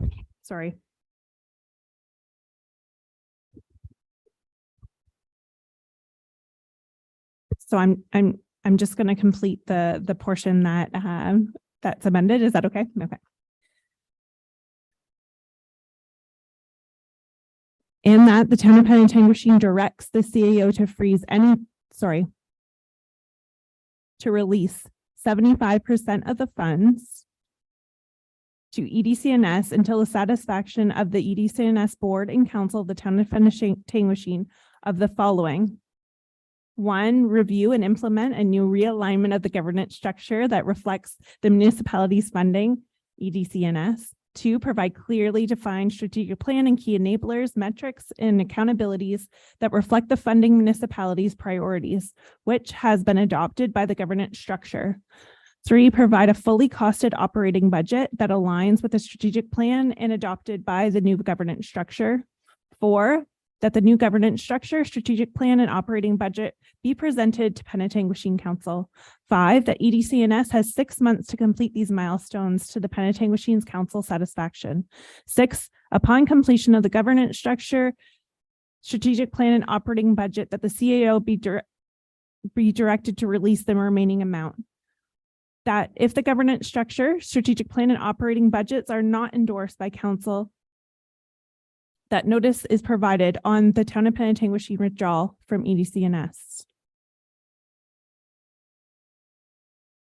Thank you, Kelly. Any other members have any comments or questions for the motion as amended?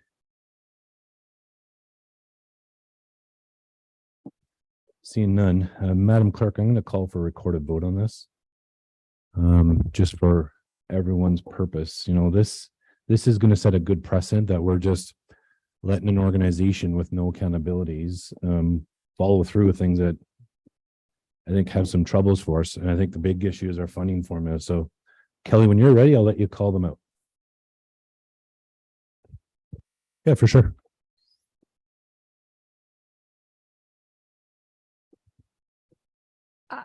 I just think there was a due diligence and a process that we all followed, and I didn't know that we got to make a comment to finish it off that it was recorded. I just wasn't clear on that.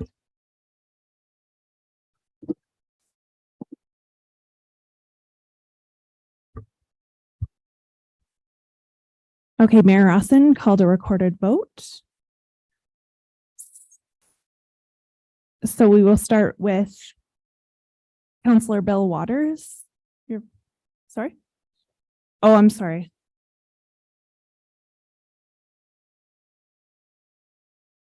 Mayor Rawson, your vote? Opposed.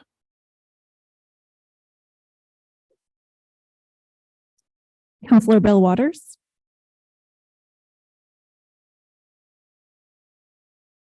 Councillor Durush?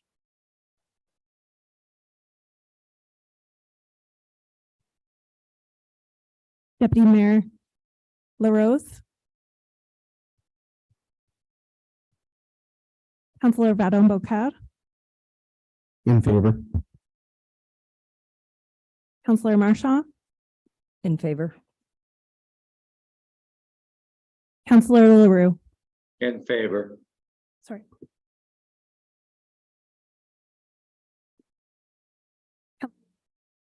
Councillor LaRue? Your vote? In favor.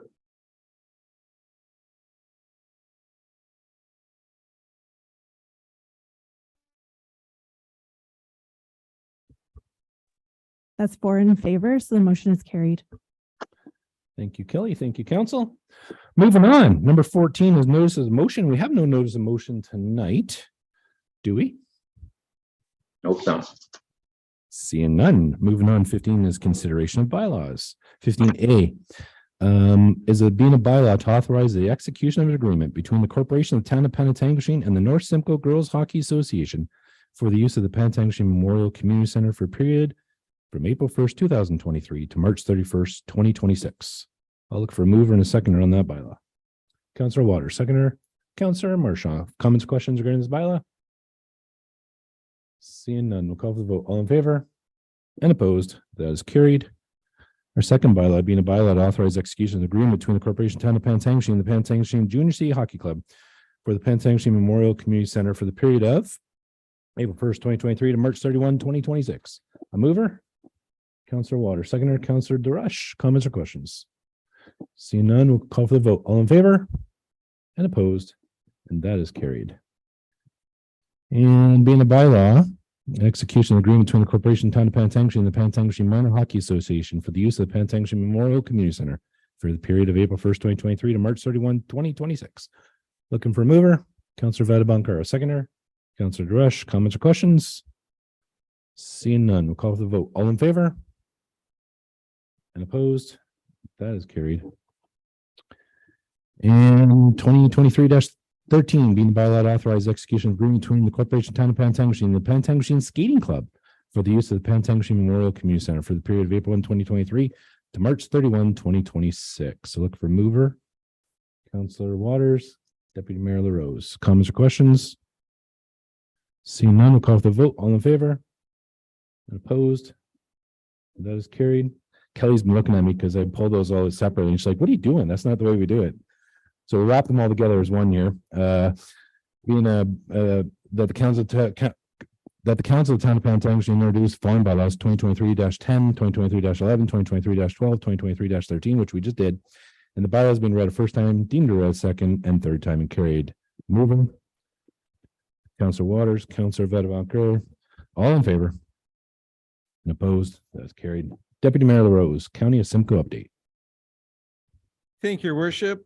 We've had a couple of county meetings since our last council meeting. Most of it was general business. In our latest one, we had a very nice deputation from our agricultural group. And they informed us how many farms, how many thousands of acres that are farmed in the county. And one of the things I found very interesting is that 1 in 8 people in Simcoe County work in the agricultural sector. 1 in 8. So I thought that was pretty high. In our last county meeting, we had a presentation where the county hit a milestone of 200,000 metric tons that goes in our green bins that have been diverted from our landfills. And they said that 200,000 adds up to 4 years of landfill recovery. So with us not having to years is going to save us absolutely millions of dollars. So that was our 2 highlights. Thank you, Deputy Mayor. Any comments, questions from members of council regarding the County of Simcoe updates? Seeing none, thank you, Deputy Mayor. Moving on, number 17 is our question period from the media public. Do any members of the media public have questions for us regarding any of these standing items here tonight? Seeing none, I'm going to look to any members of council for any announcements or inquiries. Councilor Vedabonker. Thank you, Worship. I'm just going to advise everybody that I'm going to be on vacation from March 22nd till April 5th. Since I booked vacation and whatnot, a couple of special council meetings have been called. So my plan is to attend those meetings via Zoom. So I'll be attending, similar to my colleague, Councilor Roux, I'll be on Zoom for those meetings. Thank you. Thank you so much, Councilor Vedabonker. Any other members have any announcements or inquiries?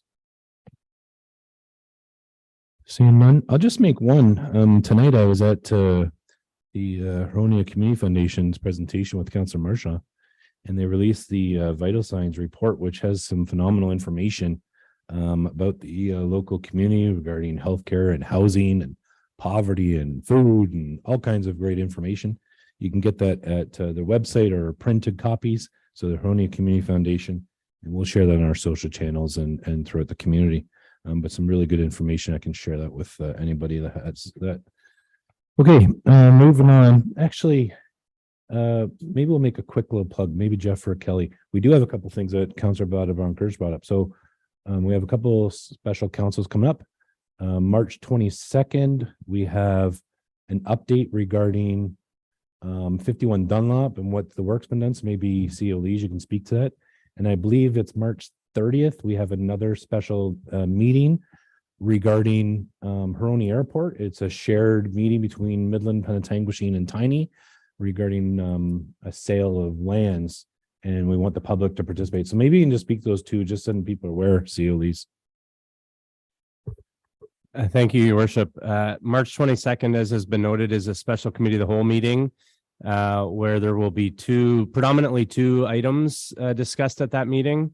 One will be a presentation around the history of 51 Dunlop Street property as it relates to kind of the evolution of the purchase. It relates to the Arena and Recreation Center study that was done, There's going to be a component about land use and considerations for future around land use. There's also going to be a component around the community consultation and public engagement that occurred, where we engaged a third party in the middle to late 2022 timeframe. So really an opportunity to bring this council up to speed and really ensure that this council has all the information and ask for some direction on next steps on that particular subject matter. The second kind of predominant piece that will be discussed at that meeting on the 22nd will be around the procedure bylaw. So we will be looking to get some feedback and have some discussion with council and have council get engaged around the process that we're going to undertake as it relates to considering changes to our procedure bylaw, which, as council is aware, that's really that's a key document in terms of how council and committees function and operate from a governance perspective.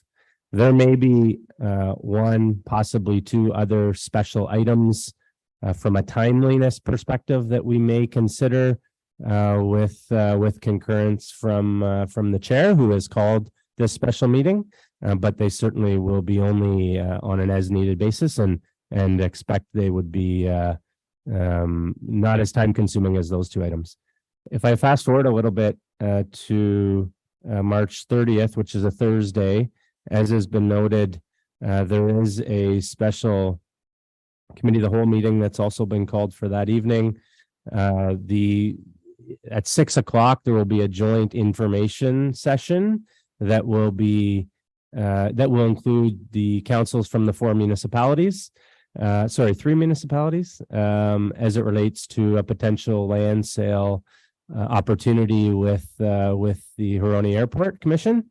And then the three respective councils will break off and hold their own respective committee of the whole, in our case, meetings to give direction as a member or as an owner in the airport, because there does need to be a majority to proceed with or not with what's being asked from the Airport Commission. The other piece, if I might, Your Worship, just note is that on the 28th of March, not a public meeting, but there is a County of Simcoe council training networking opportunity where all of the respective councils in the county, not just the mayors and deputy mayors, so all council members from all 16 municipalities and the two separated cities, and I believe even the First Nations have been invited to a training and kind of networking opportunity. So I think we've provided some initial information on that, but as we get more information, we'll share it with council. Thank you, Your Worship. Thank you, Sulis. Jeff, just for clarity, the airport on the 30th is here. Like, our council will meet here. We'll do the public information. Members of public are welcome to participate, come here, and then our council will debate afterwards. Is that fair? That's correct, Your Worship. Thank you. Okay, moving on. Number 19 is our confirmation bylaw. The information bylaw 2023-14 be signed and sealed by the mayor and clerk. Looking for a mover. Councillor Marchand, seconder. Councillor Doresh. Any comments? Call for the vote. All in favor? And opposed? That is carried. Looking for an adjournment at 8:43 by Deputy Mayor LaRose, seconded by Councillor Waters. Call for the vote. All in favor? And opposed? That is carried. So council, we'll just come up here with your it starts. So then Sarah can get a quick photo. And then we're gonna reconvene as committee of the whole in 6 minutes at 10 to 9. And then we'll talk about adjusting the agenda a little bit. So the members of public, the portions you want, will address when you're here. Thank you.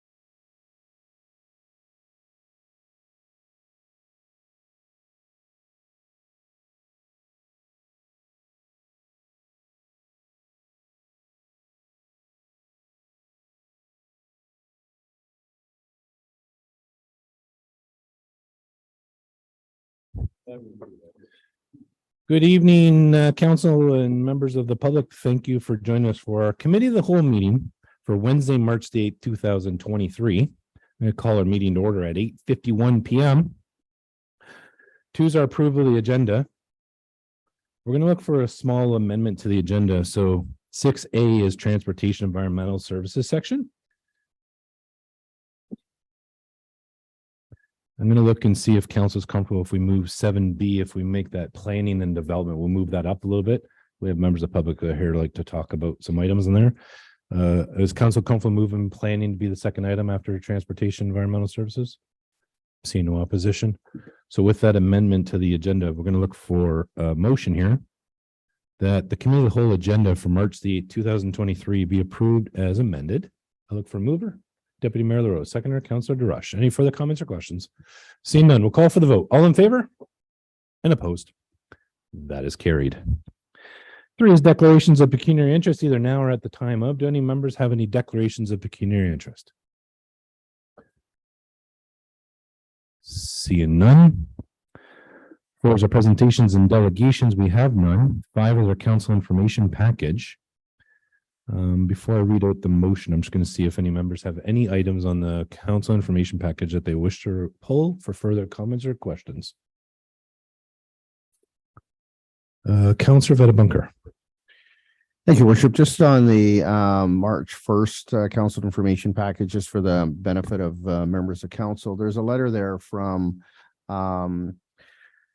Ryan and Teresa Shell dealing with 123 Robert Street East. We discussed that letter at section, and the CAO and our director of planning will be responding to that letter with a letter. So I just wanted to make members of council aware of that.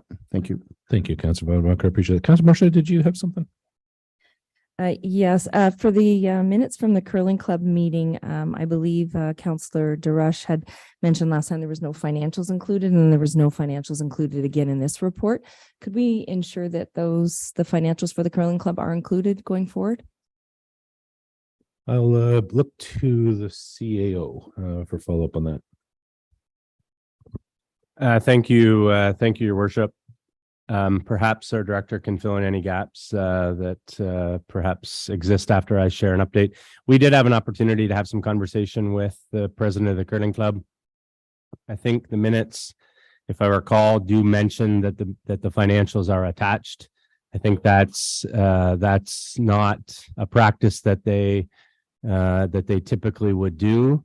It's not an obligation in the agreement with the curling club that they provide financial statements on a monthly basis to us. They will be ceasing their practice of attaching specific financials to all their monthly minutes. That said, there are some other components in our agreement with the curling club that we're working with them to achieve. And they've been, we had a really good conversation with them last week. We're looking to have them come and provide an update to council in June, I believe, is what we're striving for.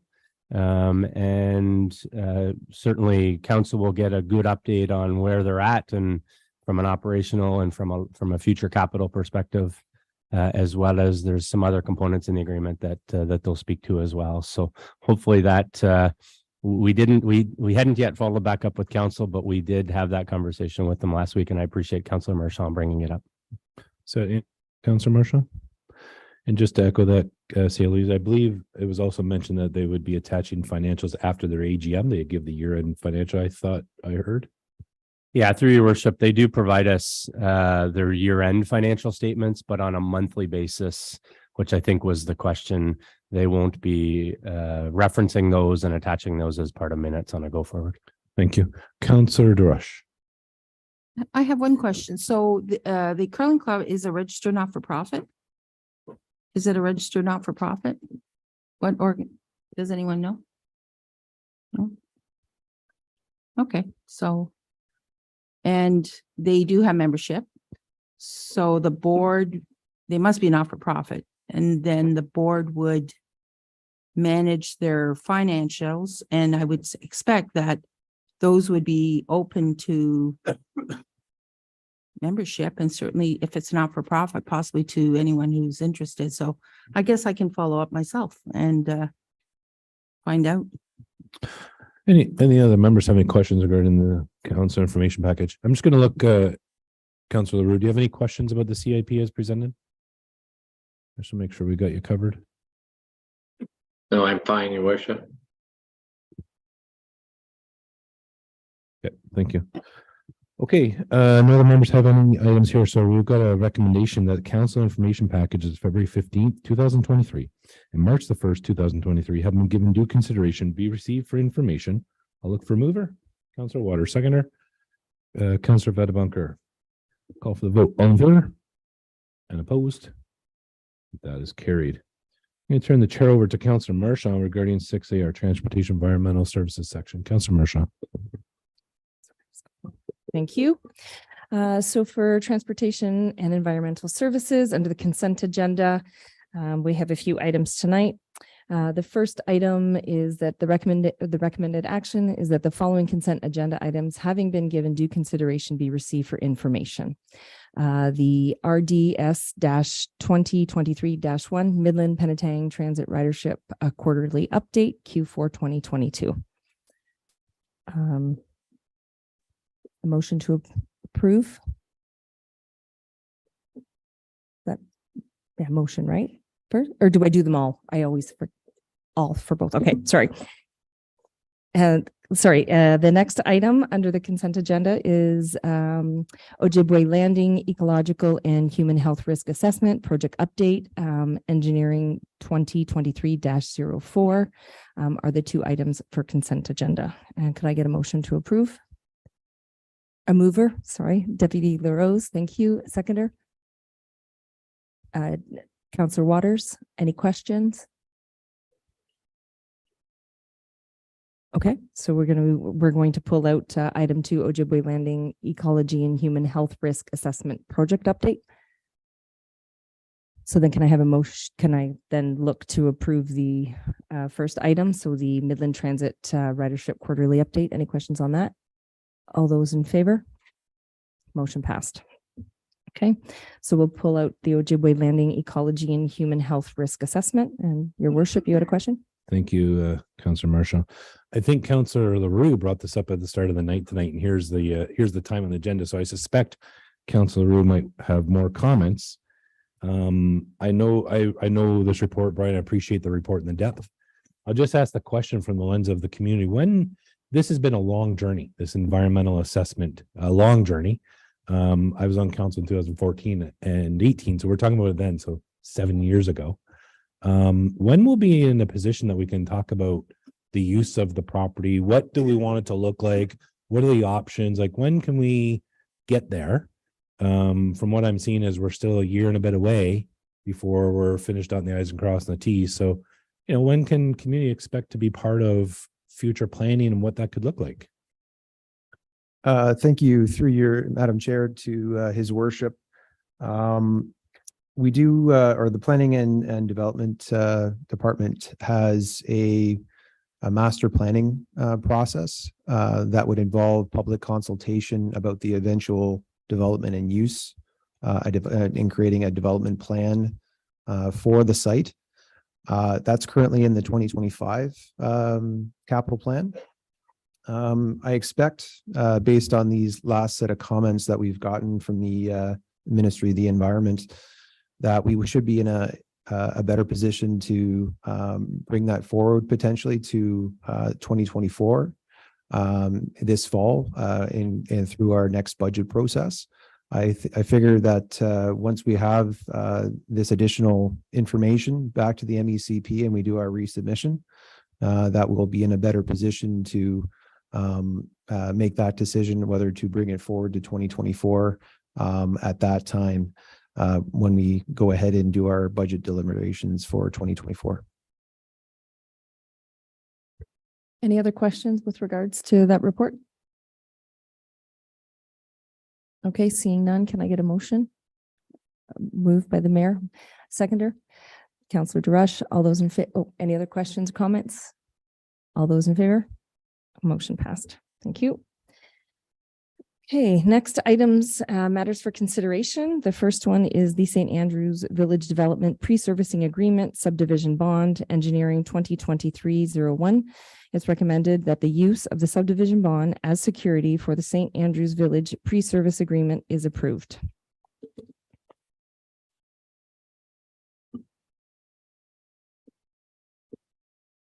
I had to do the motion first, right? So, motion to support, Councillor Duresh, seconder. Councillor Bedevancourt. Any questions, comments with regard to the report as presented? Councillor Bedevancourt. Thank you. I appreciate the report. I appreciate the initiative that staff have taken to bring this forward. This is something new for our municipality. It's something that is to be used to guarantee the performance of developers when they develop property within the town of Penetanguishene. For many years, it used to be letters of credit. It was only letters of credit from the major banks. Then it broadened to letters of credit from others. Cash was always good, but now we're into a subdivision bond. And I think as outlined in the report, it's something that is a tool that's been used in other jurisdictions, and it's being brought to Ontario, and it's being proposed to be used here. And I think it's very worthwhile. And I think that from what I can gather in conversation with staff and in the report, that the municipality is protected if the developer does not perform in accordance with the requirements of the subdivision agreement or the site plan agreement or whatever is they've agreed to with the municipality, then the bond can be used and complete the work. So again, I just want to commend staff for bringing this forward, and I'll be supporting it. Thank you. Any other questions and comments? Deputy LaRose? Thank you. Just one quick question. I'm sure we know the answer, but has our legal team looked at this to make sure that this is all said good and kosher and workable? Through you, Madam Chair, to the Deputy Mayor. Yes, we did consult with our solicitor regarding the use of subdivision bonds, and we also consulted with our insurance company as well, both of which were cited the benefits of using them and the secure nature of using them as security. Councillor LaRue, go ahead. Thank you, Madam Chair. Yes, I'm in full support of this. We discussed this at both, as you were well aware, at T&E, and we also discussed it at planning. And I think it's a very well prepared report. It's very thorough, and I certainly agree that I would support staff since they recommend that we move forward with this. I'm in full support of it. Great. Any other comments or questions? Okay, we'll take it to a vote. All those in favor? Motion passed. Carried. Sorry, I will get the wording, I promise. Thank you. Next item on matters for consideration, Chatham Street change order, engineering 2023-03. It's recommended that change order number 29 and change order number 37 be approved. So some context with regards to the report that was provided. So construction is nearing completion as it relates to the Chatham Street construction. This has been a project for over 2 years that has been in the work, and through post-pandemic and what we've seen and we've heard from various pieces is that the charges and the costs of various products and deliverables are increasing. So you have before you in the report, we are looking for approval for a change order greater than $50,000 does need to come to council for approval.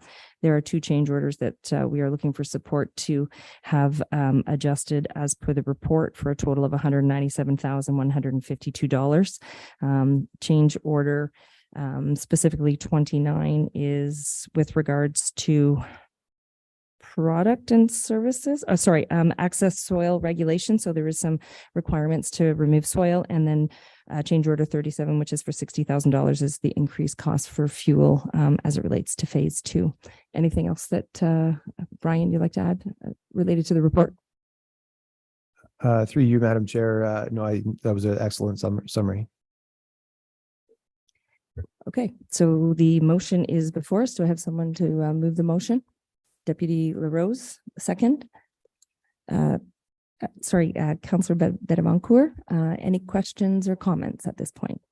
Mayor? Thank you.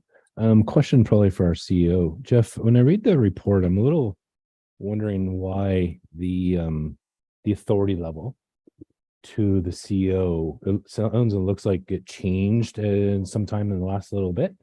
If this is within budget, we're in a surplus position, what changed that doesn't give you that authority when we're within our budgetary amount? Like, did something happen there, or why was that not part of that? Through you, Madam Chair, to His Worship, there was a change. We recently updated our procurement policy in 2022. That change that took place then was to reduce the threshold granted to the CAO from 100,000 to 50,000. In this case, we still would have required to come to council, given one of the change orders was in excess, I believe. But nonetheless, it is something that we've talked about at a staff level, and we will be reviewing this specific component in our next iteration of the procurement policy.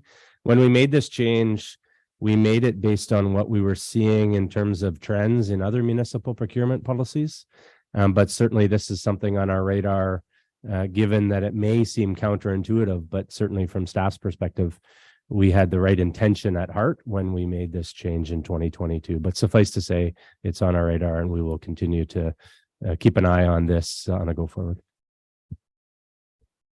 Thank you. Any other questions or comments? Okay, we'll take it to a vote. All those in favor?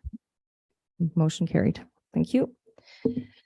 Next, referrals for upcoming agenda and for staff, that the following Transportation and Environmental Service section endorse the following addition, existing referrals to upcoming agenda and staff.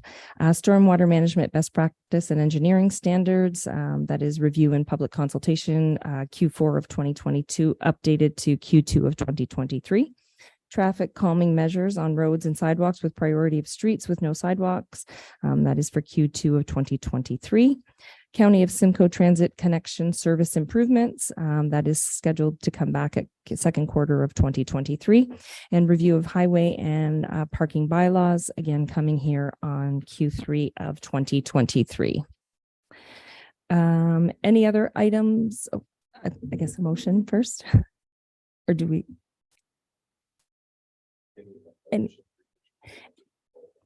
Any additions or revisions? Your Worship? Sorry. I would like to see if staff can come up with a plan and a report regarding transit. We've had a lot of interest specifically around transit funding for seniors. Brian spoke to this tonight about a government grant that we've applied for and waiting for, and I think we're anticipating hearing from that in a few weeks, but what if we don't get it? And I've had some conversations with our treasurer, and we're not talking a lot of money. I believe the grant's like $20,000. We're not talking a lot of money. We did get some money back in our tax credit. So I'd like staff to come up with a plan for us that we can look at this at council. So specifically, the referral item is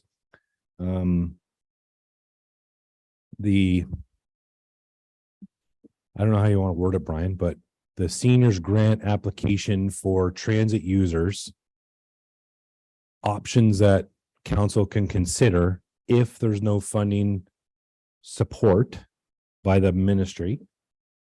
And from a priority lens, this is a priority. I would like to see it sooner than not. So that's what I'm going to ask. Thank you. And, certainly this was something that we had also discussed in our section update meeting, and just what our fellow municipalities have done after they exhausted their grant have also provide free services. And so certainly that was something that we had started the preliminary discussion in terms of what that would look like. So Brian, I'll look to you in terms of feasibility for timelines around that. Thank you, Madam Chair. In terms of the referral item, I think I'm clear with that in terms of the, I guess for simplicity's sakes, obviously the options of providing free transit rides for seniors. The next agenda is in April. And I'm hopeful by that time we'll know either way whether or not we've received that funding. And if we have received the funding, then that would be good news. And then obviously having a plan going forward once that grant funding is lapsed, in following a similar process that the town of Midland has followed. And conversely, if we're not successful, bringing forward options for providing free transit rides for seniors. Thank you. Councillor Drush? Yes, I have a comment. I don't know if it's appropriate this time at this point, but grants are great, but they come to an end. So you get the grant, they'll ride free for a year, and then the grant goes away, and then we're back to square one. So if as a council we're that committed to bringing relief and free rides to our seniors, then let's just bite the bullet and find money in the budget and get it moving. Like I mean, the benefit of a grant would delay that decision a year, but eventually we would have to make that decision again because grants end. So if we're really committed to providing affordable ridership to our senior population, then let's make it happen and find money somewhere in our budget. I know we've just passed it, but doesn't mean we can't go fishing again. So that would be my suggestion. Thank you. And I think that's what we're hearing, that we would have, regardless if we get the grant or not, we will come with an option for council to look at what it would be in terms of a cost incurrence for free ridership for our seniors. Absolutely. Because certainly that is the piece that we've talked about. We've already applied for the grants. We're literally hoping to hear from it this month, but what will be brought forward is not just we've got the grant, then we'll just look at this for 2 years, but really a plan on how we will address it going forward. Any other questions or comments? Okay. Oh, yes. A seconder to approve the motion that was put on the floor by the mayor. Councillor Drush. Any other questions or comments? Okay. So I need a mover now for the all.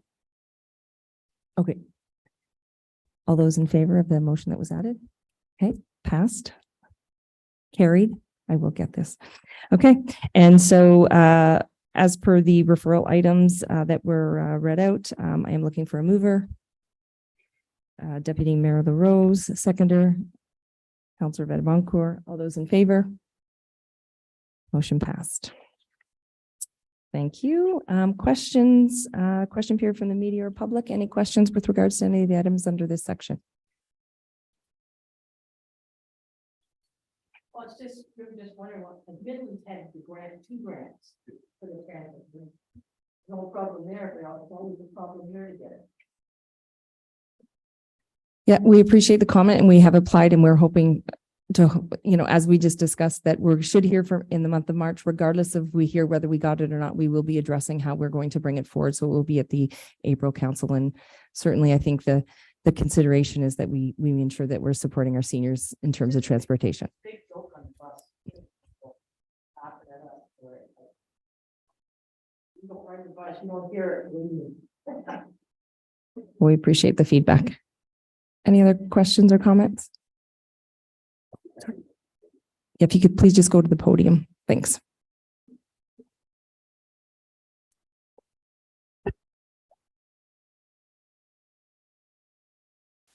Hi, my name is Anna Sharon. I've been after this transit for, it's going to be 3 years. I initially wrote a letter September 21. And I got no reaction or response from the previous council. I then followed up with another letter, which was written February 22, no response.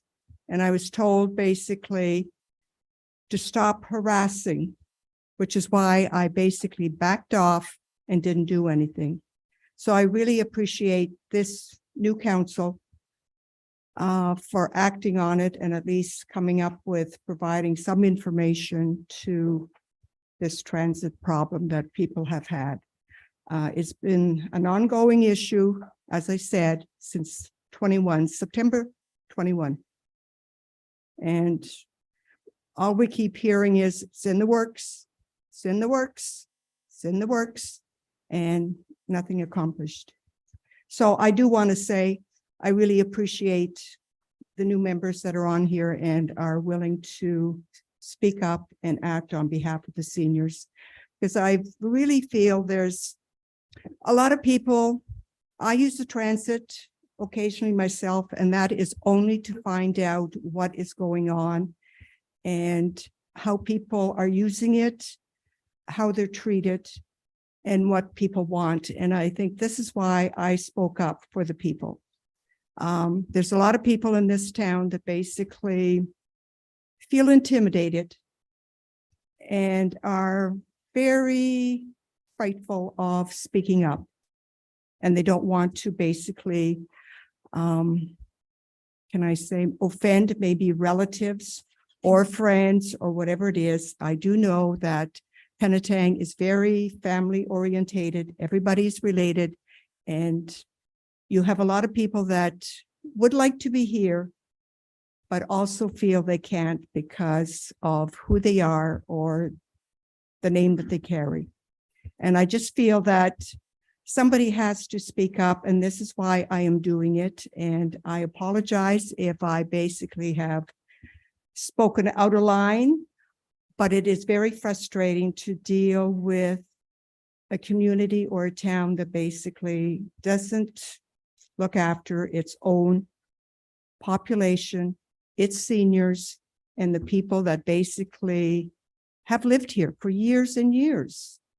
And to be treated that way, I just find that very, very, can I say, discouraging, disgusting.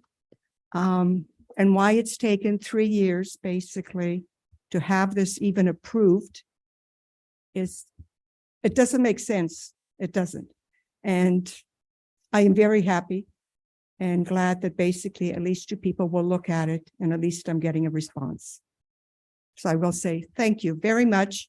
And I'm sure the seniors from Georgian Village and from other areas that cannot afford to actually use transit sometimes because they're using it for appointments, for blood work, for grocery shopping, you name it. That money adds up. And I think sometimes they can use that money to, can I say, maybe go out and have a cup of coffee with a friend, which would basically do them wonders and would get them out of their premises. And we owe it to them, is the way I look at it. So I want to say thank you very much. Okay.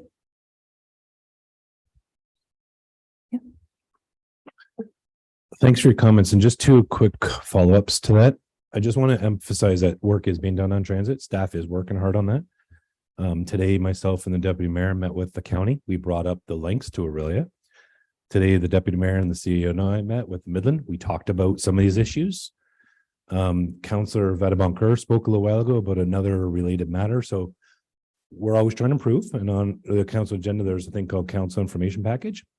And what the example is, a letter from community member came to us. That's on our agenda that everyone can see. So we're transparently sharing every letter that comes to us. Here it is. Councillor Vadabonker spoke about the letter tonight and he said, we spoke about it and the CEO and the planners writing them back.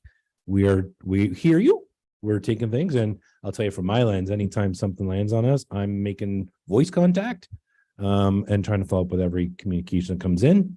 And we're doing what we believe is best. So thank you for telling us, and we're going to do the best we can. Okay, I think that wraps up for my section. No other questions or comments? Back to you, Your Worship. Thank you, Councillor Marshall. We're going to move on to planning and development section. I'm going to turn the chair over to you, Councillor Vadabonker. Thank you, Worship. So referring to section 8 of our agenda, we have 7 items under the consent agenda. First item is a memo to committee notifying us that a complete application for draft plan of subdivision file number Pen sub 2023-01 and zoning bylaw amendment file number ZA 0-2023 for 138 Robert Street East has been satisfied. The next is a memo to committee dealing with short-term rental licensing and administrative monetary penalties bylaw update. Number 3 is a memo to committee, complete application for zoning bylaw amendment file number ZA 2023-1056 Fuller Avenue has been received. Item 4 is a memo to committee advising of the Heritage Act and Heritage Register update.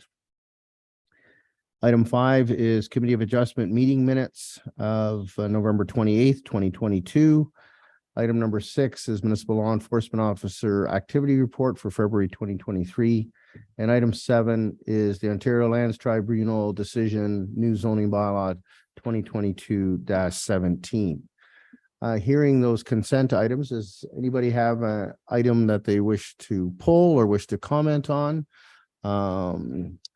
Mr. Deputy Mayor, did you have an item that you wish to comment or pull? I did just one to pull, please. Okay, which one would that And it be? was the STR one, The STR, okay, so number 2. Okay, any other items to be commented on or pulled at this time? Okay, I'm gonna comment on a couple, just to emphasize them. So the first item is the notice of complete application for the draft plan of subdivision and zoning bylaw amendment for 138 Robert Street East. This is a large piece of property. Many dwelling units are being proposed, as well as some non-residential uses are being proposed.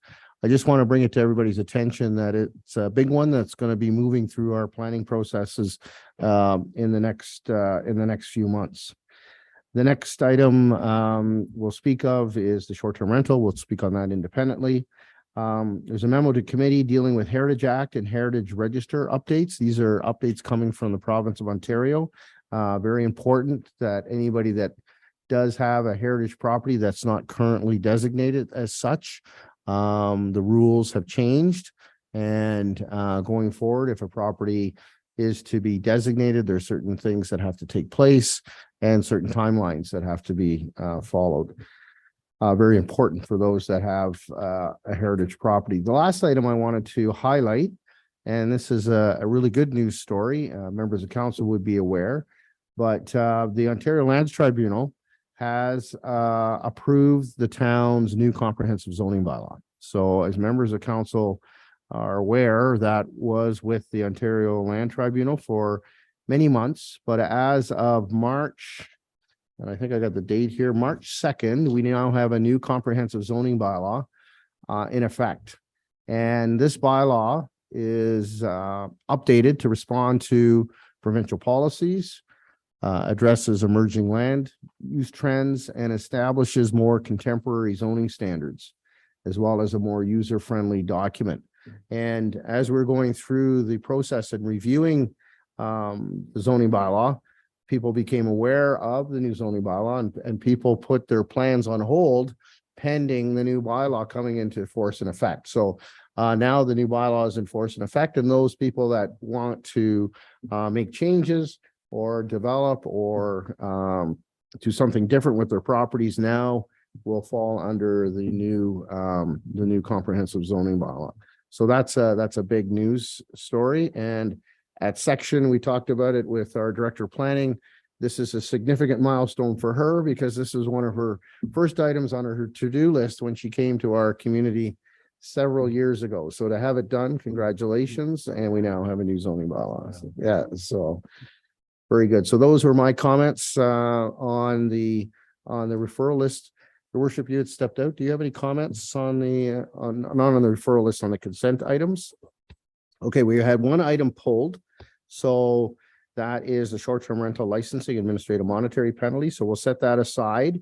and I'll read the motion that the following consent agenda items having been given due consideration be received for information. So it's all the other six minus item 2. May I have a mover for that, please? Deputy Mayor LaRose, a seconder. Councillor Marshaw, any further comments or questions? Seeing none, all those in favor? Motion carries. Now we'll move to the item that was pulled, and I'll go to you, Mr. Deputy Mayor. Thank you, Mr. Chair. 2 items on there. It says the AMP bylaw amount would be penalized, and if they don't pay it, it's put onto their taxes.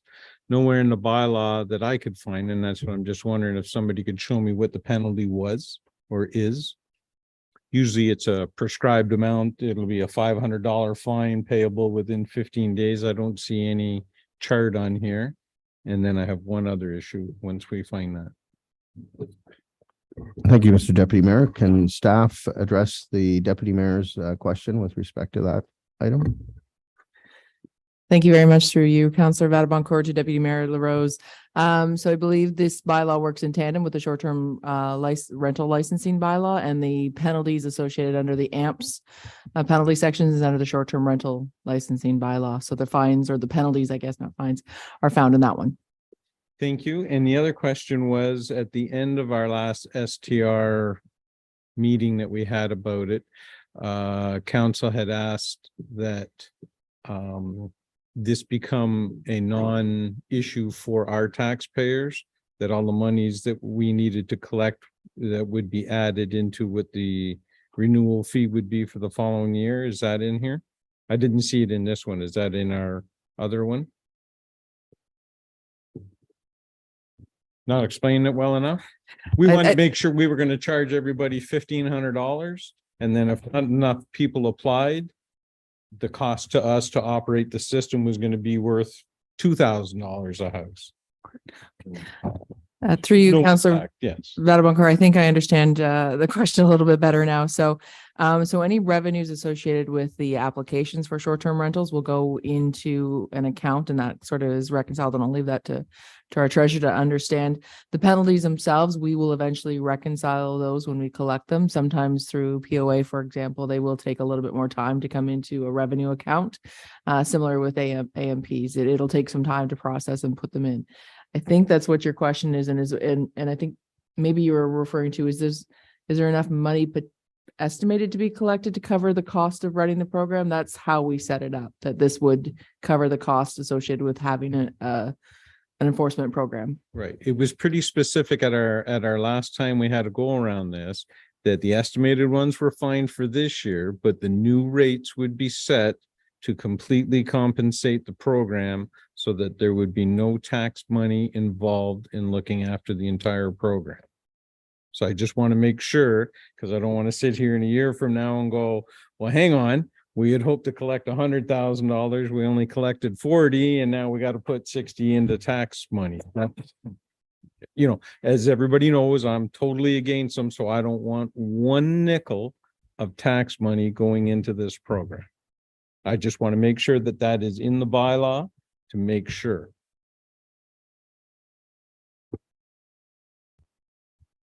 So through you, Councillor Vadaboncourt, to this, so in the bylaw, no, I don't believe there's any reference to that it's completely cost recovery funded in the bylaw itself. That was council's decision at our last STR go around meet. I'm not going to guess what the day was, but that was, and council had approved it at the time. So I just want to make sure so that there's no ambiguity for anybody that it is in there. Mr. CAO. Thank you, Mr. Chair. I do recall this conversation with respect to some general comments from council expressing a desire that this program be fully funded. There were no changes that I recall, or no requests, specific requests to change a bylaw or add wording to a bylaw. What I do recall, and quite clearly is that, you know, there was a desire expressed to ensure that it was fully funded. From staff's perspective, we've looked at this and costed this program out. And at the end of the day, have to set a fee. And so we've set the fees based on what we believe will be a fully funded program. We have to set the fees and honor those fees. I don't believe or have any knowledge of any opportunity to go back and later charge an additional amount. What I would say, and I recall this conversation, is that on an annual basis, we will review the program. We've costed it and set the fees based on what we believe will be fully funded. And that's really the best that municipalities can do when we look at programs such as this from an STR perspective. I know we've had lots of discussions with other municipalities that are kickstarting an STR program, and that's how we've funded this program. But I'm not aware, and I don't recall that there was specific direction to change wording in a bylaw. And frankly, I'm not sure how we would go about that exercise. No, Other than for the first year, it's an estimate. And I understand that we've costed it out and said, this is what we think we're going to collect. This is what we think it's going to cost. I said for the following year. And I would rather see it in the bylaw so that we don't have to have this conversation in a year from now. When somebody says, don't you remember? You know, we looked at it and we said we would make sure. So for this year, all the funding that's in here, all the penalties that are in here, that's fine, that's good, that's kosher. I understand there's no way we could go back. But I would rather see it listed in the bylaw so that if I'm an STR owner, I know that if not enough people sign up, it's going to cost me more money next year to fund the program. Not for this year, for the following year. So, Mr. Chair, if I might just continue on kind of that train of thought that I was speaking to. On an annual basis, we will review the program. We will come back with adjusted fees based on a year of history and experience. But you know, I'd have to have some conversation with the counselor if there's specific wording, but I don't see that frankly adds value. I mean, at the end of the day, we will be reviewing the fees to ensure that they are set appropriately based on a year of the program running. And I'm quite confident that that will achieve what I think the counselor is asking. But I'm not sure how we would structure that in a specific bylaw. And frankly, nothing would hold teeth until council actually changed the fees, which would have to be done through a bylaw amendment. So hopefully that provides some clarity. Last one, Mr. Chair. How do we make sure to make me a happy person that it is written somewhere, passed by this council, that whatever the program costs this year, we will get at least that next year to cover our costs? I understand, and I think you understand, but nobody wants to put it in writing, which means I don't believe it now. So how do we make it happen? I don't care if it's in this bylaw, in a referral item, in a policy, however you guys want to fix it. I would really, really like to see it, that we are guaranteeing that I think the program is going to go bust. I think it's going to cost taxpayers money. And I want to make sure we can't guarantee it this year, but we can guarantee it going forward. So however, which way you guys want to do it at section, you want to do it at a staff, whatever, I would like to see that happen. Just to make sure that the wishes, we talked about this 7 weeks ago, I think it was, want to make sure it happens. Mr. CAO, do you have a response to the deputy mayor's inquiry there? Thank you, Mr. Chair. In response to the deputy mayor's question, I mean, I've made a commitment that, and I know we've talked about this, if it was 7 weeks ago, that the program will be reviewed and we will be looking at adjusting fees based on the first year of the program in operation. If it's council as a collective will to have something in writing, I suppose there's a few different ways you can go about it. You know, you could add a referral item that would have a Q4 2023 attached to it. You could ask for a report in the meantime, in the interim. But I'm just struggling a little bit with what language we would include in the bylaw. I think you've heard my commitment. You heard the commitment from staff 7 weeks ago. If council would like more, certainly we're happy to entertain more. Thank you, Mr. CAO, and thank you, Mr. Deputy Mayor. I understand what the Deputy Mayor is getting at, and we had this conversation back in 2022 when we were dealing with this issue, and I think as the CAO was outlined, and his recollection is the same as mine, there was a commitment by staff that this would be reviewed and that the program would not cost our general taxpayers money, but it would have to be reviewed on an annual basis. And sometimes it might operate in a surplus and sometimes it might be in a negative, but the intent was that it would not cost the general taxpayers money, and the fees would be set based on, as the director has outlined, the estimated number of STRs divided by the cost of the program gives you the fee per STR, and it might float a bit depending on the number of STRs. But yes, I think as the CAO has outlined, the commitment was there. I understand what you're saying, Mr. Deputy Mayor. You've got your eye on it. I have my eye on it, and certainly I think staff are very much aware, and the commitment's there. So very good. Okay, so any further comments on this particular item? Okay, may I have a mover that the following consent item, memo to committee, short-term rental licensing, administrative monetary penalties bylaw update, be received for information? Councillor Marshall? Councillor Drush, any further discussion on this one? All those in favor? None opposed, motion carries. Thank you. So moving on from the consent agenda items, we have some items for consideration. So the first item for consideration is a proposed amendment to littering bylaw 2012-13, bylaw 2022-01. And the recommended action is that the report be received for information. And I understand that our director, and perhaps assisted by our municipal law enforcement officer, may be speaking to this. Thank you very much, Mr. Chair. So we do have the staff report written by our bylaw officer who's in attendance tonight. This is in regards to a referral item that was placed on the Planning and Community Development Department's agenda. So we're bringing it forward for information. There are some options in the report, but if there are any specific questions, I'm sure either Chris or myself can answer. Thank you, Madam Director. Any questions or comments on the report? So the report is, the recommendation is that the report be received for information. Do I have a mover for that recommendation? Councillor Marchand, a seconder? Councillor Drush, thank you.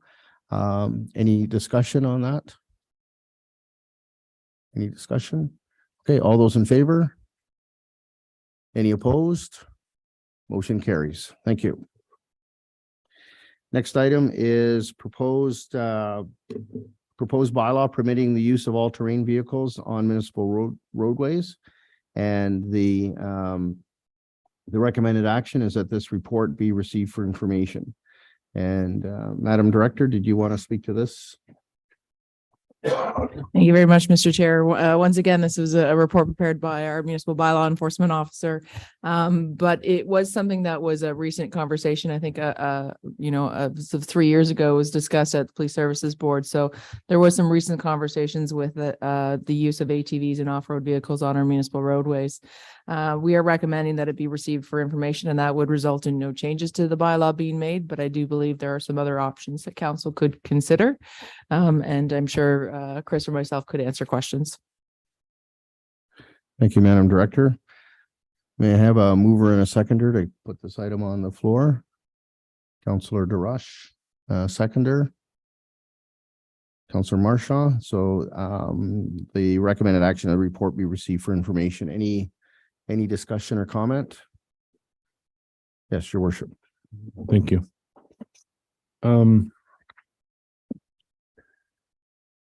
This report One, I appreciate it getting here, but it speaks to if we move forward, we need more staff resources to make this happen with the bylaw. I see this as an opportunity for the community. I don't know how many people, but I've heard people say this is an opportunity. Meaning that we can look at recreational type vehicles using the roadway within the municipality. Whether that's right or wrong, I don't know. But what I do want to do is I want to consult public and find out what does this look like. There are people that have come to this community who have recreational vehicles. They want to get onto the trail system. They can't. And they're loading them onto trailers. They're going to other municipalities to use the recreational vehicles. That's an economic opportunity for the community. Now, in the report, it says things like, well, it's not good for the environment. They're going to go in the ditch. They're going to wreck some of our greenery, this, that, and the other thing. The Skidoos are doing that right now. They're flying up and down the roads. They're tearing up municipal property up by the Angels. I look at that as what's the difference? It's just a winter recreational vehicle and a summertime recreational vehicle. Again, I don't know if I'm on what side of this I'm going to support, but I don't support us saying, yeah, we've received it for information and let's not do anything. I don't think it's going to take much of our time and effort to at least go to the public and hear. If there's only one person that's thinking that this is a priority, then maybe it's not a priority. But if we get 10, 12, 15, 20 people that really think this is a great opportunity, I'd love to hear more about that. But I think that's just right now saying in order to do this, we're not able to, I don't think is the answer. So I look at this as a real opportunity, and I think we need to be honest about that. And if we're going to say no, then let's consider, should we say no to all recreational type vehicles? What do we say to the other motorized vehicles going up and down sidewalks right now? We're going to say no to them as well. So that's my thoughts. Any other comments on this report? Yes, Councillor Marshall. I have to say I'm on the fence about this one as well, just to accept it as information. I think because I certainly had some feedbacks and comments were made during the election process, but I think for me, I also hear that we have concerns just about speeding on our roads, and adding a ATV on the side of the road. They're not going the posted speed limits. And so I am concerned about the safety.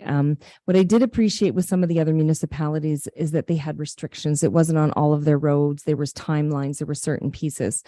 And I went right to snowmobiles as well.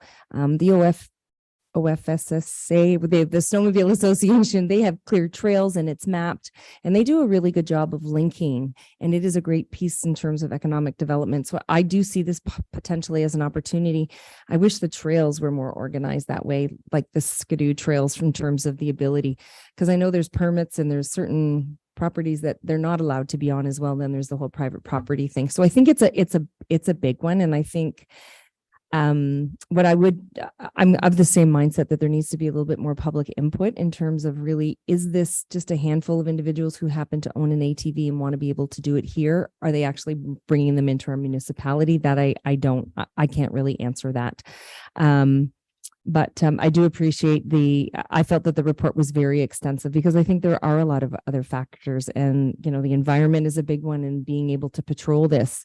And this is an expanded requirement for a municipal bylaw. And, right now we have a fairly small group that do enforcement, and this is very proactive in a whole different matter that, and then the police, I think, also get involved as well. So,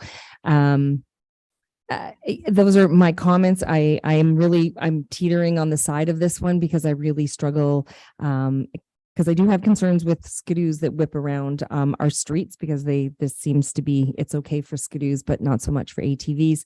But I do worry about just them being it's a free range within the town that I certainly do have some concerns about. So I would like to see, perhaps a little bit more public input into this as well, and truly kind of what the flavor is. But I'm really on the fence, but I really those are some things that I wanted to highlight. But I do really appreciate the breadth of the report in terms of really reaching out to our neighborhood municipalities and getting their feedback and understanding the restrictions that they put in place as well. Thank you, Councillor Marshall. Councillor Josh. Thank you very much. I read the report and I can appreciate the discussion we're having, but there's definitely big difference between ATVs and snow riders in the sense that the snowmobiles they're organized. They have to be licensed. They're monitored by their organization. There are trails they have to follow. They can get ticketed by OPP. And I believe we must have an agreement with them to be within the municipality for trail use. And I would hope that in that agreement, we have a clause that if there is damage to our roadways or to our properties, that they need to fix that because they're using them. With ATVs, there is an organized group, but they're not the ones requesting, I believe, the use of or trails within our within our town. So I would suggest if we do want to look at ATV use, then maybe we need to approach the ATV Association. I believe they're fairly broad. They've, pardon me? Oh, that's okay. I believe that, if ATVs, if people want ATVs, then they should organize through this organization and bring forward a recommendation of what do they recommend as trails? Where do they want to see the roads being used? Because it's not realistic to have ATVs all over the place. That would not be a safe scenario, certainly because we're not of rural nature. We're much more, suburban or whatever the term is. But so I am not, I don't know why we would be chasing this opportunity. If a group, if they really want it, they should get organized. They should come before us and they should give us, this is where we like this, this trail, or we'd like this roadway. And it would get us where we need to be, because where are they going? What are they doing here? There's certainly tracks outside of the town that people can trailer. I know there's a tract in Tiny, it's county forest. So I just don't feel that there's enough demand to warrant the research that's being requested here. Thank you, Councillor. Your worship. I think this is an opportunity for us. I think we gotta not be responsive, and we gotta set the tone, and we need to lead. And I think this is an opportunity to lead the community. The town just took a gap analysis, a market gap analysis, which has been fed to our economic advisory committee, done by Urban Metrics, I believe. And inside that report, it spoke about recreational vehicles and that we got to be a little forward think about this. And in the report, it talked about allocating space on the main street for snowmobiles as examples, and then go to the dock launch, have a hamburger. These are the forward thinking thoughts we need to do to move us forward. And this brings opportunities to the community. The example, just to echo one of your comments, Councillor Drush, was no group came to us to start the STRs. We looked at that as an opportunity, and so we need to do that to control the STR. I think here's an opportunity for us to use this as a lens to create an opportunity in the community. I think if, I don't know what the magic number is, but if 3 people trailered to our town to see what it was like, and they went down to the dock lunch and got a burger, I'd call it success. And I think we need to look at this from all those ends, but I'm not saying let's just carte blanche say today, because I got reservations like Councillor Marshaw, but I think we need to do a little bit deeper dive. Does that mean it goes to the Police Services Board and get some feedback from them and defer it back staff to get a little more? For sure. But I don't think it's just receive for information and call it a day. I don't think we need to shelve it. So I guess I'll look to you, Mr. Chair, or to staff. Is it best that we amend it and we go to the second option and say, let's go all in, which I'm not all in on, but I do want to do a deeper dive. Consultation, let's go to Police Service Board. So I'll look to you or staff, see how they would like to do that. Thank you, worship. I think, is there any other comments? Because I have a few comments on this. Oh, sorry. Go look up there. Councillor LaRue. Thank you, Mr. Chair. In the beginning, when we first looked at this section, I was up forward and saying no. absolutely not. And staff did consult other municipalities. Midland doesn't allow them, other one does. Now, the one thing that I did pick up from it that possibly could make some kind of sense is that the Township of Tiny actually is going through what they call a pilot opportunity, so the pilot project. So I'm thinking that, you know, maybe this is something that we could consider a pilot project, but I would want to be more specific as where they would be allowed. I would not certainly want to see them being allowed on our waterfront trail or the trail leading from Penetanguishene to Midland, but there are sections or areas of the municipality that perhaps they could be. So I'm thinking that we might consider a pilot project.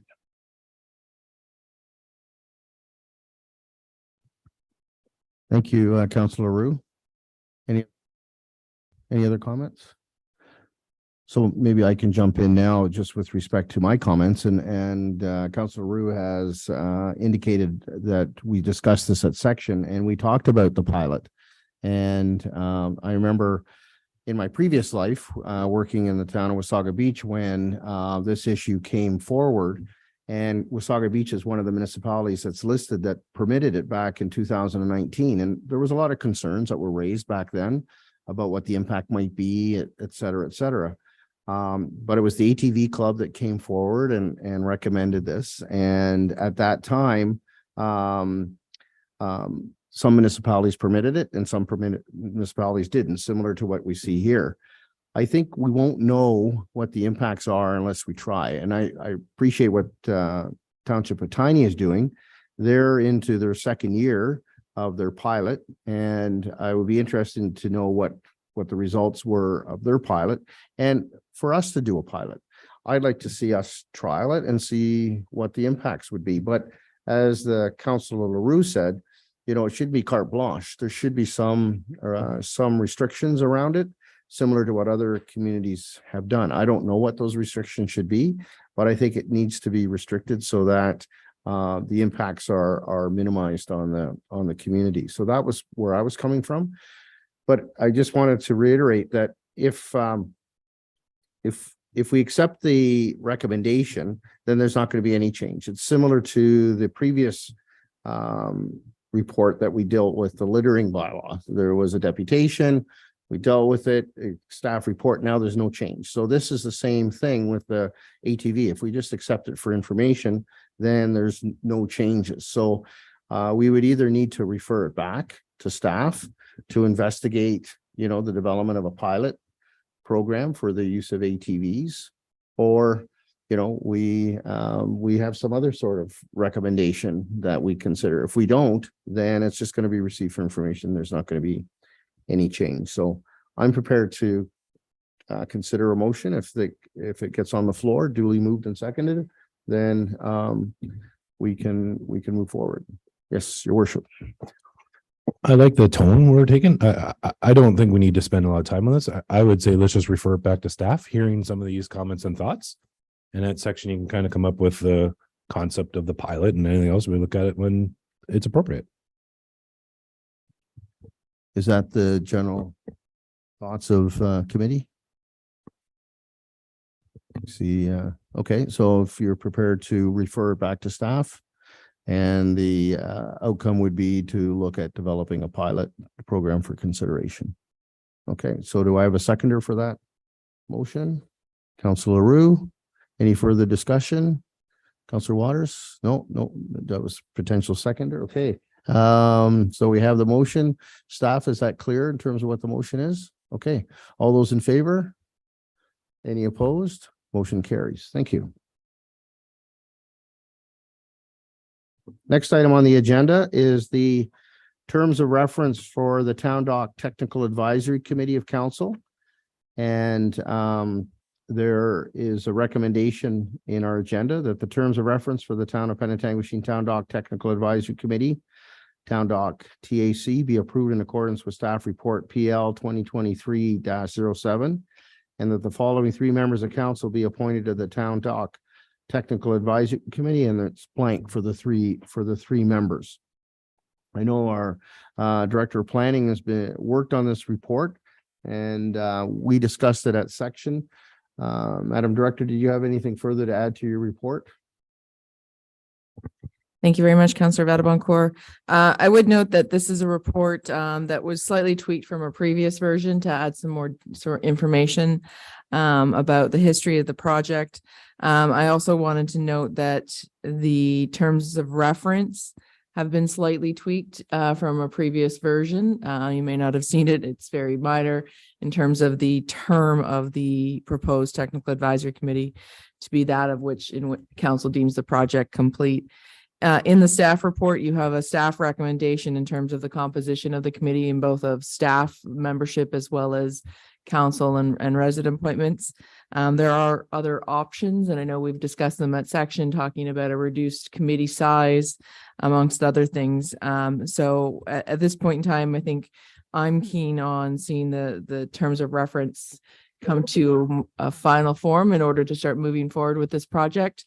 We would need to go out and recruit from the community members to this committee. So we do have some steps left to make before this project gets up and going again this year. So I know it's an important project for the town, and it is tied to grants. So we would be interested in moving this one along. Thank you. So I'll ask for a mover and a seconder to put it on the floor, and then we'll look for any discussion, comment. Deputy Mayor LaRose moves, seconder. Councilor Darash, so it's on the floor, and I'll open up for discussion. Anybody want to speak to this? Seeing none, okay, Your Worship, and I know I have some comments, so go ahead. Don't want to be the first one to speak all the time. Question regarding the public members, for clarity purposes, maybe Andrea. It says the property owner in the study area. Can we just clarify what does that mean? Yeah, we'll start with that. Through you, Councillor Vadaboncourt, to His Worship. So in the study area, it's a fairly small site, and the majority of the ownership is owned by the property is owned by the town. There are two parcels that are independently or privately owned, and that's the Dock Lunch owner. They own the same they own the two properties in the study area, and that is why they're being recommended to be included on the committee.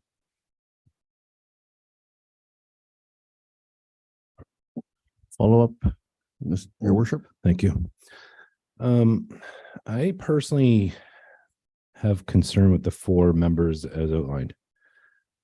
I don't personally believe one of the four members should be the property owner in the designated study area that we're discussing. I get 100% that this study area involves the area we're talking about, but I don't think that one business is any better than any other business in our municipality, or one resident's any better than any other resident. So I have a serious concern with that. I'm not saying they can't be engaged and shouldn't be engaged by all means, but I got a problem with us on here right now saying, yes, this is it. I think we need to look at what's best from the representation of this. I'll leave it at that. Any other comments? Councilor Marshall? I think the way it's written, though, it does say representation from local businesses or heritage or the boating community or tourism providers. So it's not saying that it's that local business owner. Am I misreading that somehow? Oh, the private property owner. Oh, so okay. So when I look at the four plus the property owner, I think we cover other local businesses for the opportunity to step forward.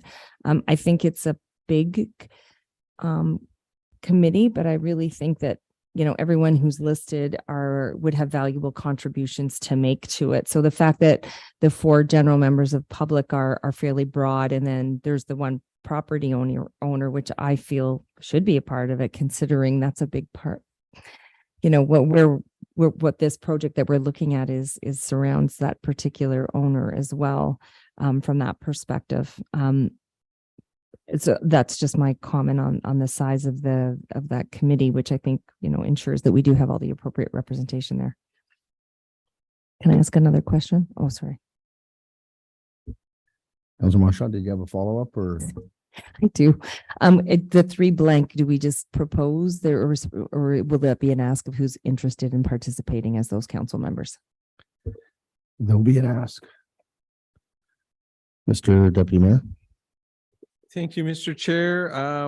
I have a bit of a problem putting the landowner down there in a pecuniary interest type of a problem. If part of the original scope of work was to buy some property from him and resell some of our property to him and that, if we were to have him on the committee, he would probably be in a pecuniary interest. He probably wouldn't be comfortable having to vote on, oh, I'm going to sell myself this piece, I'm going to collect this much from here. That's probably not a good position for him to be in. So I would rather see it taken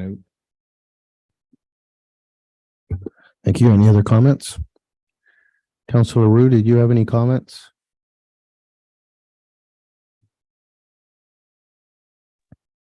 Not at this time, Your Worship. I am certainly paying a lot of attention to what is being said and what is being commented on. It's a pro and con in the case of the private property owner. It's a case of, as Deputy Mayor has pointed out, if it comes to a point in time when we're going to start wheeling and dealing in property exchanges and purchases, then it does put that person in a different kind of light. So I'm kind of leaning to the fact that we're looking at developing a property, and I know we're looking at developing a property that completely surrounds him, but then on the other hand, we're the ones that are looking to accomplish something, and we don't want to be in a position, as Deputy Mayor has pointed out, to put this private property owner in a position that could create a problem. Thank you, Councillor. Any other comments, Your Worship? Just for clarity question as well, is it 6 members of public or is it 4 in total? Through you, Councillor Badamon-Corey, it would be 4 members of the public, 1 of the property owner, and then the recommendation, I believe, is 2 from the Indigenous community. So I'm not sure if that. So kind of 1 from the public then. So 2 from our Indigenous community, 1 would be the property owner, the Dock Lunch, and then 1 person at large. 4 at large. So total 6. 7. If you could take that, 4 at large, 2 Indigenous communities, and 1 Okay. private property owner.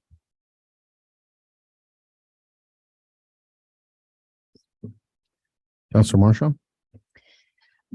Could we consider that the property owner be a non-voting member as an option? Because I really think there's some valuable input, given that individual has owned that business for, I'm not going to share how old I am, but since I was a little kid, he's always been the owner. So, it's only been 20 years, give or take, but I'm saying there's a lot of history and I think some real value there. So, is that something that we would look to consider?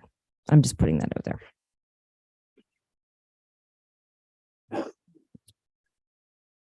Thank you, Mr. Deputy Mayor. Councillor Roux? Mr. Chair, I think I would tend to agree with Councillor Marchand that a consideration could be given that because of his length of time in that area and our part of our property or what surroundings, that we might want to consider letting him be part of the board or the committee as a non-voting member.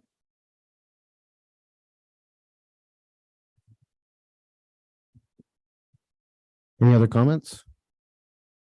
So all good comments.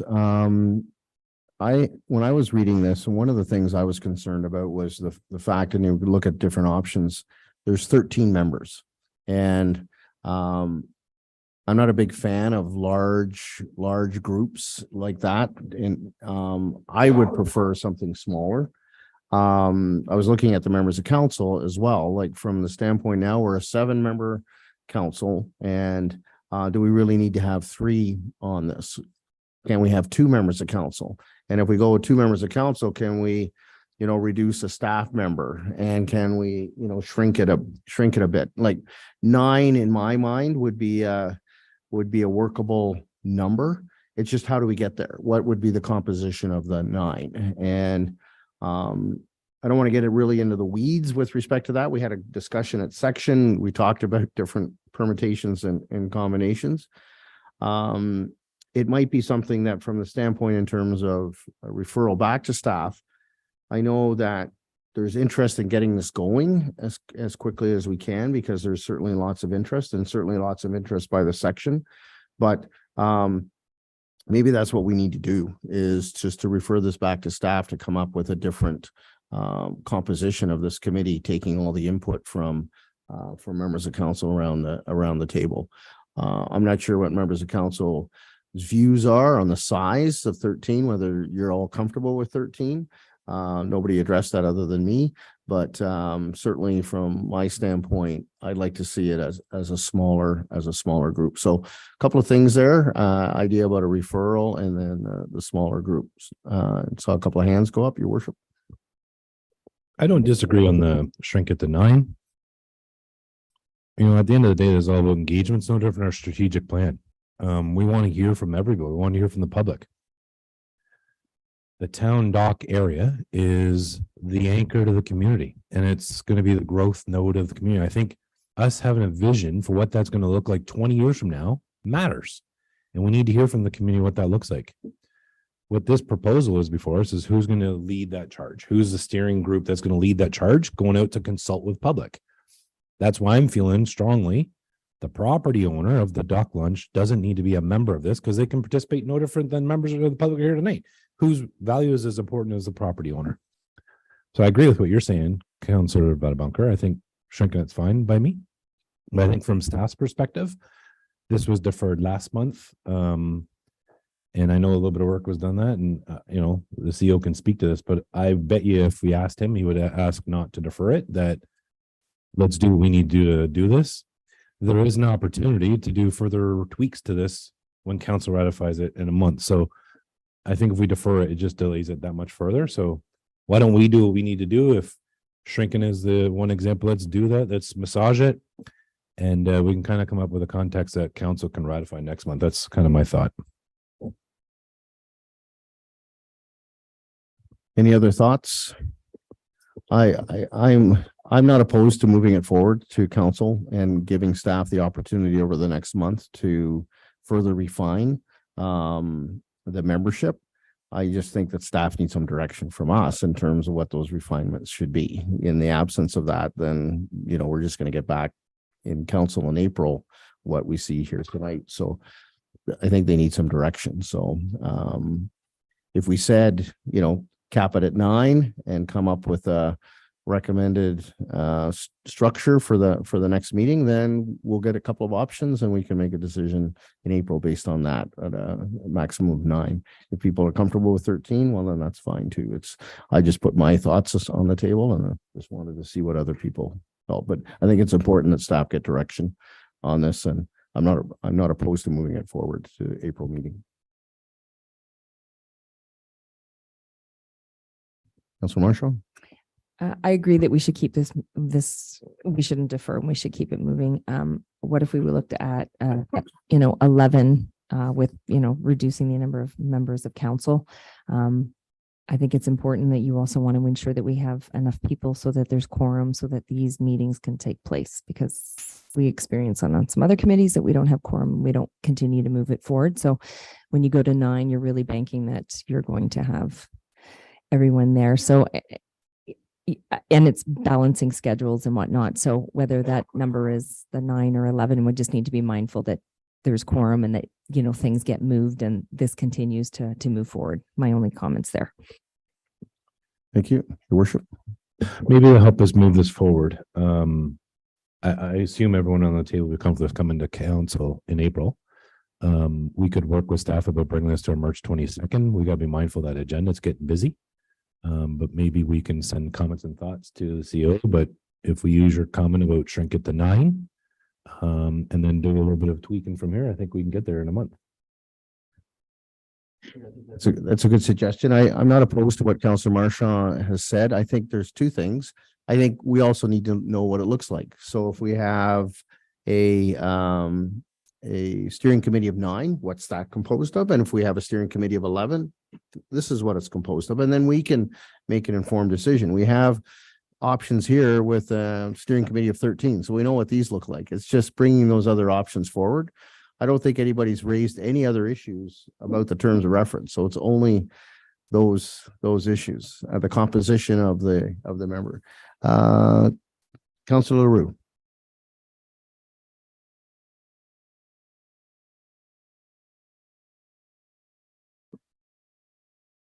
You're on mute, Councillor.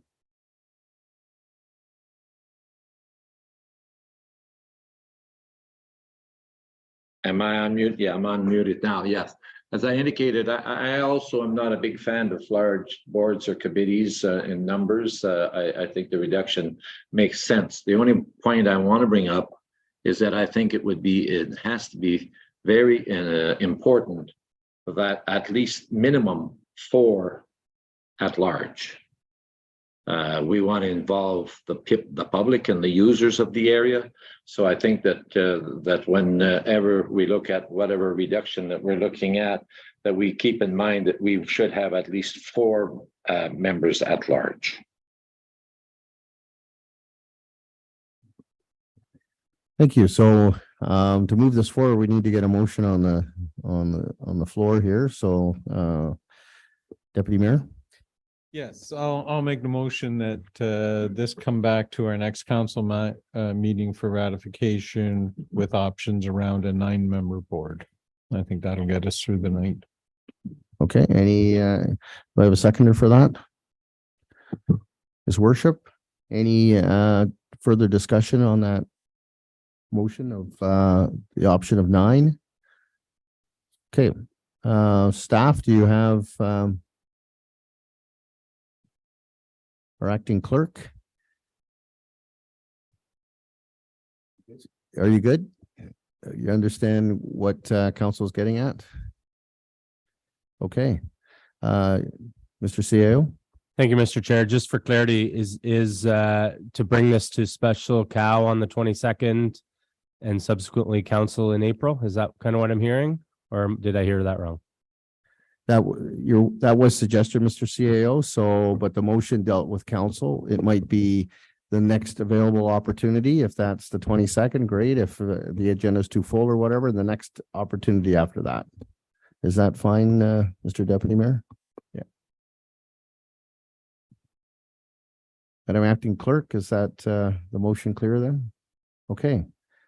Everybody, is it clear for all members of council? Okay, all those in favor? Any opposed? Seeing none, the motion carries. The last item under the planning and development section is the parkland dedication bylaw. And the recommended action is that the town of Penetanguishene pass a parkland dedication bylaw in accordance with staff report PL 2023-11 to provide for the conveyance of land for a park or other public recreational purposes, or the payment of cash in lieu of conveyance of land as a condition to the approval of a plan of subdivision, consent, or the development or redevelopment of land. We have a mover and seconder. Put it on the table. Councillor Marchand, seconder, Councillor Waters. So it's on the table. And at this point, I'm going to ask our director to just speak to this briefly, give a little history and why this is before us today. Madam Director. Thank you very much, Councillor Vadabancourt. So this was an internal item that was flagged as something that we needed to take a look at. The town didn't have a parkland dedication bylaw. We didn't have one, and we relied on the Planning Act to guide us in the amount of parkland or cash that we're enabling to collect. But throughout the discussions, it was identified that these parkland bylaws are really beneficial to helping the development community understand their obligations when it comes to parkland compensation. So we put together a working group of some Simcoe County planning groups, and I recruited our recreation director into those meetings, which I'm sure she enjoyed. But besides that, we talked about it as a group and really are trying to come up with some of the similar or consistent regulations on parkland. And then right before it was drafted and ready to come to this group, Bill 23 came out, and that made some substantial changes to some of the permissions or regulations in the parkland bylaw. I tried to highlight them in the staff report and in previous Bill 23 reports, but there are some things in there specifically around what parkland gets provided to the municipality, appeal rights or appeals to whether or not the municipality accepts the land that the owner is willing to give the town for parkland purposes. There is also an ability for owners of properties to give the town privately owned public spaces, so enter into an agreement about using privately owned land for recreational purposes, as well as sorry, I'm drawing a blank on that one, but there's a bunch of changes that Bill 23 did that we had to take a look at. So it's been updated in accordance with Bill 23. We did have legal review it to make sure we're all on board with that. And we're presenting it tonight in order to help us ensure that the development community understands their obligations for parkland. Thank you, Madam Director. Any questions of the director? Yes, Your Worship. Thank you. Just two quick questions, Andrea. I thought we had this policy. If we're sitting on Committee of Adjustment, this came to us all the time about this, and I thought we were following our policy. Correct me if I'm wrong, but the Planning Act delegates the amount we can charge the difference from commercial property to residential. It's 2% and 5%. So that's pre-prescribed. We can't make it the same across the board. Okay. That was my question. Thank you, Your Worship. Any other questions or comments? I just have one comment. I just want to commend staff for bringing this forward. I think it's a very clear document. It'll be something that when staff engage in pre-consultation meetings with developers, they can clearly outline what the expectations are with respect to parkland, type of parkland, et cetera, et cetera. And it's up to the developer then to work with the town in providing the parkland or the cash in lieu as identified. It makes it very, very clear what the requirements are. So well done. So we have a mover and seconder. Any other comments or questions? Okay. All those in favor? Any opposed? Seeing none, the motion carries. So we have a number of referrals. The municipal accommodation tax, that's for Q2 2023. Vacant commercial property options, that's for Q3 and 2023. Review of bylaw 2013-12 related to leaf collection. That was considered tonight at committee of the whole. It'll go to council in April, and that was Q2 of 2023. And review of open air burning bylaw, and that's for updated to Q2 of 2023. Are there any items to add to the referral list? Anybody have any items to add? Referral list, His Worship. Thank you. I'll look to the CEO. I've had a lot of inquiries from members of the public regarding property on Church Street, Church and Burke, 58 Church, regarding, we'll call it a nefarious, possible criminal actions. I tell them to call the police all the time, but it's kind of an area of the community that's not desirable. And a lot of people raise issues and concerns from a safety standpoint, and we've all heard about them. I'm wondering what tools are available in our toolbox that we can not welcome this behavior in the community. And I'm wondering from a bylaw perspective and a zoning perspective, what is available to us? So I'd like to move a referral item that speaks to that and gives us some options to look at this kind of activity. Jeff. Mr. CAO, you've heard what the mayor is asking as a referral item. Do you have any comments? Thank you, Mr. Chair, through your worship. This property file in particular, and specifically 58 Church has been one on staff's radar, and staff have been working pretty hard at this over the last several years, dating back to early 2020. So 36 months-ish. And we've been in and out of the court system with this particular file on a number of instances.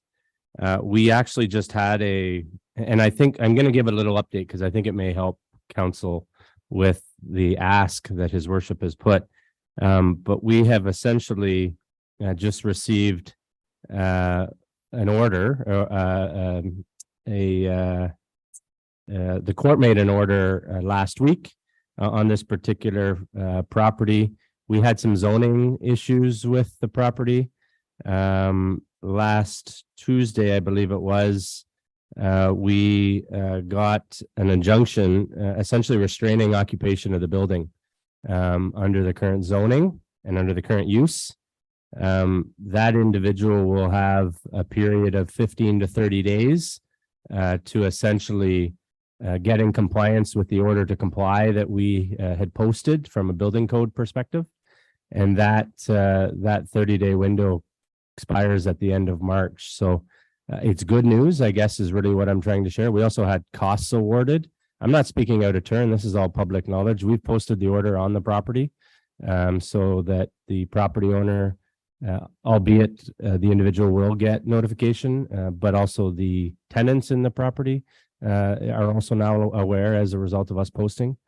So it is good news. And we've been pretty tight-lipped about it in the past, given it's been in the court system, but now this ruling, this court order is now essentially public knowledge. And I think that may help shed some light on the particular inquiry from his worship. Thank you, Mr. CAO. Your worship, follow-up? I'll remove that item. There's no need for staff to do more work. Thank you, worship. Any other items? Yes, Mr. Deputy Mayor. Thank you, Mr. Chair. Just when we had a fire of a house approximately 2 years ago, and the house is halfway burnt down, the roof's caved in, and they put some fencing around it, and it's been sitting for 2 years. It's gone through winters, and all the possessions are still in there. Everything's just rotten and smelling and getting bad. So I don't know where we're at or what we can do, or if this is even the right section to bring that up. Mr. CAO, do you have a comment to the Deputy Mayor's question? Thank you, Mr. Chair. Without knowing the details and the specifics of the property, certainly I'd be happy to explore the particular property or the specific property that the Deputy Mayor is referring to. And I'd be happy to have that conversation with you if you'd like, and we can certainly seek to get some general information around the property. Mr. Deputy Mayor, does it need to go on the referral list or just? Okay, perfect. Okay. Anything else? Okay, I'll call for a mover and a seconder that the Planning Community Development Services section endorse the following existing referrals to upcoming agendas and staff. A mover, please. Mr. Deputy Mayor, and a seconder, his worship. All those in favor? Any opposed? Seeing none, motion carries. Okay, thank you. And last item is question period from the media and the public. Media and the public have any questions? Yes, sir. Welcome. If you want to come to the podium and pose your questions, that would be great.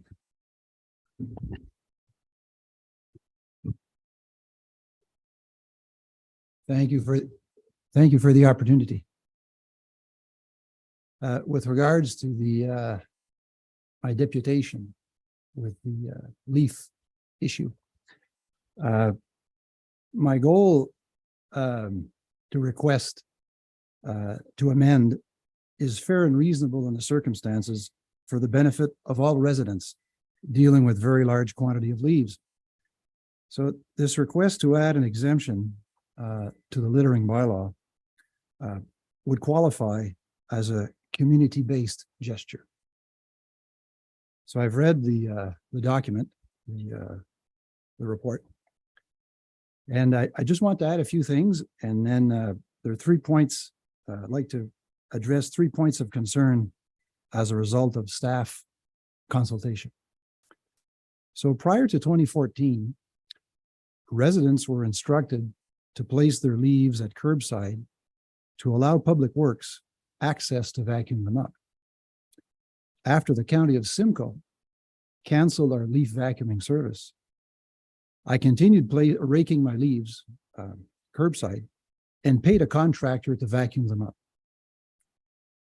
It would appear that the only difference between then and now is that leaves are considered as litter. In all fairness, if a resident's intention is to pay to have his or her leaves taken away, it seems quite clear that they're not littering, but contributing to keeping our town clean. After the proposed November 14th deadline, if leaves are not removed, then by all means, apply section 3.2 of the bylaw and enforce it. So I'd like to address 3 main points of concern as a result of staff consultation. Number 1, the potential for piled leaves to blow onto neighboring properties or municipal lands if inclement weather occurs. Simple solution is cover them with tarps. Item 2, the piled leaves could potentially interfere with snow removal operations should inclement weather occur.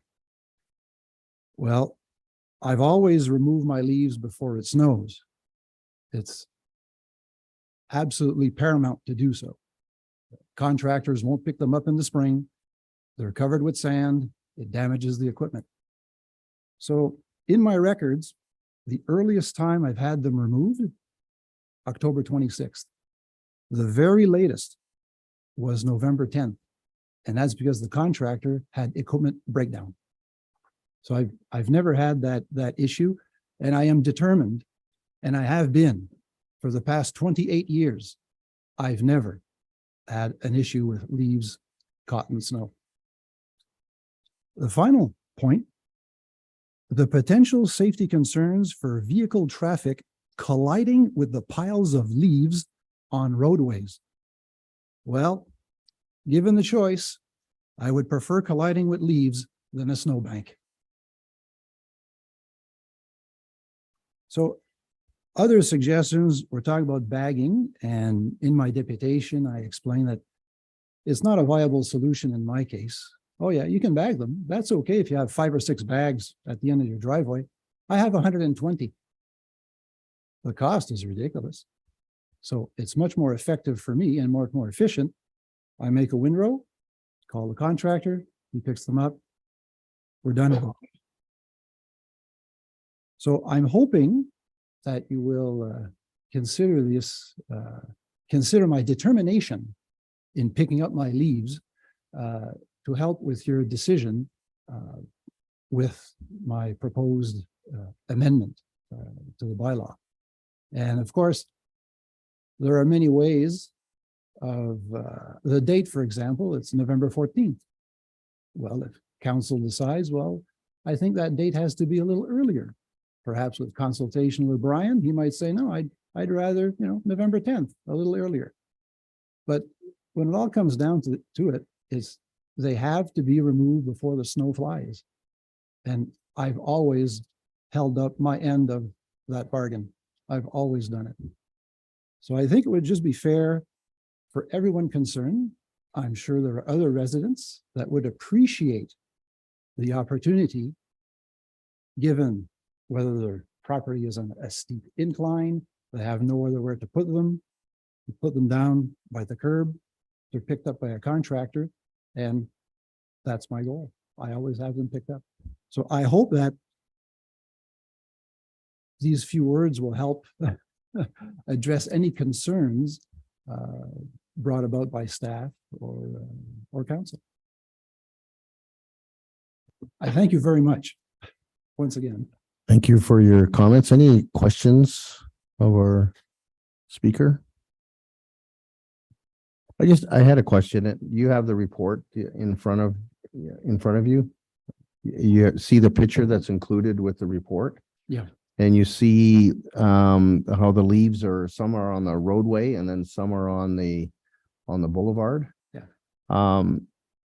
When you came and made your deputation, I spoke about my own personal history of leaves, and I don't have a curb, I have a ditch, and I used to rake the leaves and put them in the ditch. So they were off the traveled portion of the roadway. They were behind the curb. They were on the boulevard, as opposed to, as you see in your picture, and you provided, the larger picture the last time. There's a portion of them that are on the traveled portion of the roadway. They're not behind the curb. So is that something from your perspective? There was another picture that I looked at, this one here, where it has the leaf vacuum. Would it be possible for you to keep your leaves behind the curb as opposed to having them straddle the curb, that as shown in the picture here? Absolutely. The reason we're there, from past experience, the town would want us to put them at curbside, so the vacuum would have easy access. So I'm just thinking, okay, I have a contractor coming to pick them up. That hose isn't, they're not going to climb up the hill with a hose or the equipment. So I'm thinking, well, let's make it easy for them. But yeah, I could certainly go down there and help them and rake them down as they're picking them up. So yeah, they could definitely be on the grass. Yeah, Definitely. behind the curb. So Behind the on curb, yeah. behind the curb, not on the traveled portion of the roadway. And Absolutely. that's what I had difficulty with. And that's why I supported staff, because I cannot endorse something that's on the traveled portion of the roadway, but on the boulevard, I could see, because that's what we used to do, and that didn't cause problems back in the day. The challenge is, and it's outlined in the report, and maybe the director has a reference. The report talks about the right of way, and the right of way is not only the traveled portion of the road, but it also includes the boulevard. And that's the difficulty. If you don't say it's not going to be in the right of way, then that includes the boulevard. So I don't know if there's a way that we can address this from a enforcement standpoint, that leaves that are left behind the curb on the boulevard portion that do not impede the traveled portion of the road would be permitted. That would be more of an enforcement in our, direction. So I don't know the answer. We did talk about this at section, and we felt that given the way the bylaws are written at this particular time, we don't really have much choice but to leave the bylaws as they are. It becomes more of an enforcement issue if the leaves do not impede the travel portion of the road. So what you're saying is, even if I place the leaves on the boulevard on the other side of the curb, it would still be an issue? Because the boulevard is considered part of the roadway? It is the right of way. Yeah. And then that's more of a staff question. So maybe if I'm not sure members of council can we ask staff to respond to that as part of, well, I don't want to violate any rules here. So if either our director of planning or our director of public works have any comments on that? Thank you very much, Councillor Vatabancourt. I think under the bylaw, we don't distinguish between boulevard and traveled portion. So anything on the right of way on public lands would be considered a violation of the bylaw. So the bylaw would need to be amended to clarify location based on physical features on the ground, such as a curb. to enable what you're suggesting is to keep it on the boulevard, but it still would trigger a change to the bylaw and or the two bylaws as the staff report noted. Thank you. In the case where the bylaw would be amended to allow for the leaves to be, I'm talking about a unique situation here where we have a curb. I think it would be rather unlikely for a car to jump the curb and hit the leaves. That would be very unlikely. I'm sure the curb would do more damage to the car than the leaves. But I like your idea because that type of exemption would allow me to bring the leaves down to the boulevard, not on the road, on the other side of the curb. So when the contractor comes along, he still has access. Like I still have to get down there with him and rake him down even closer. But I like your idea. That makes a lot of sense. Maybe you can just leave that with us. Okay. Okay. Thank you. Thank you for your time.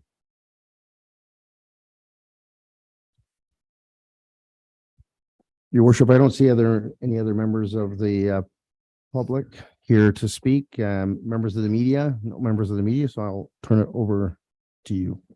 Thank you so much, Councillor Vedabunker. Council, it's 10:37 p.m. I'm looking around the table. I'm seeing some tired eyes.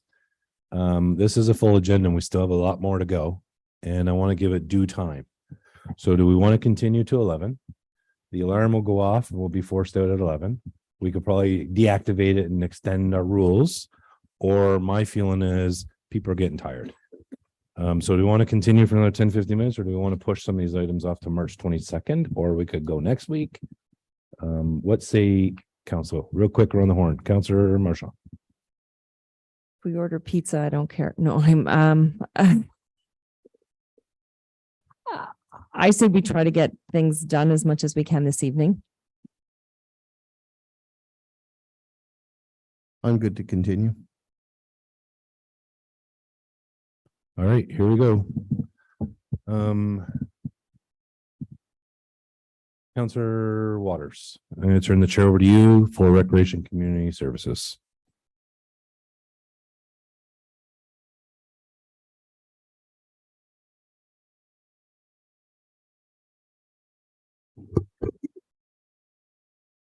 This might take more than 25 minutes. Thank you for the Recreation Community Service. We'll start with our consent agenda. Tonight we have 3 items. And the motion reads that the following consent agenda items, having been given due consideration, be received for information. The first being a memo from the Director of Recreation and Community Services regarding the County Road 93 entrance sign. A memo from the curator of the museum, curator museum supervisor regarding a museum membership partnership. And number 3 would be a Museum and Heritage Advisory Committee minutes dated November 10th, 2022 and January 12th, 2023. Is there anybody that would like to pull any of these for discussion? Councillor, just a comment. The museum membership partnership is a great idea.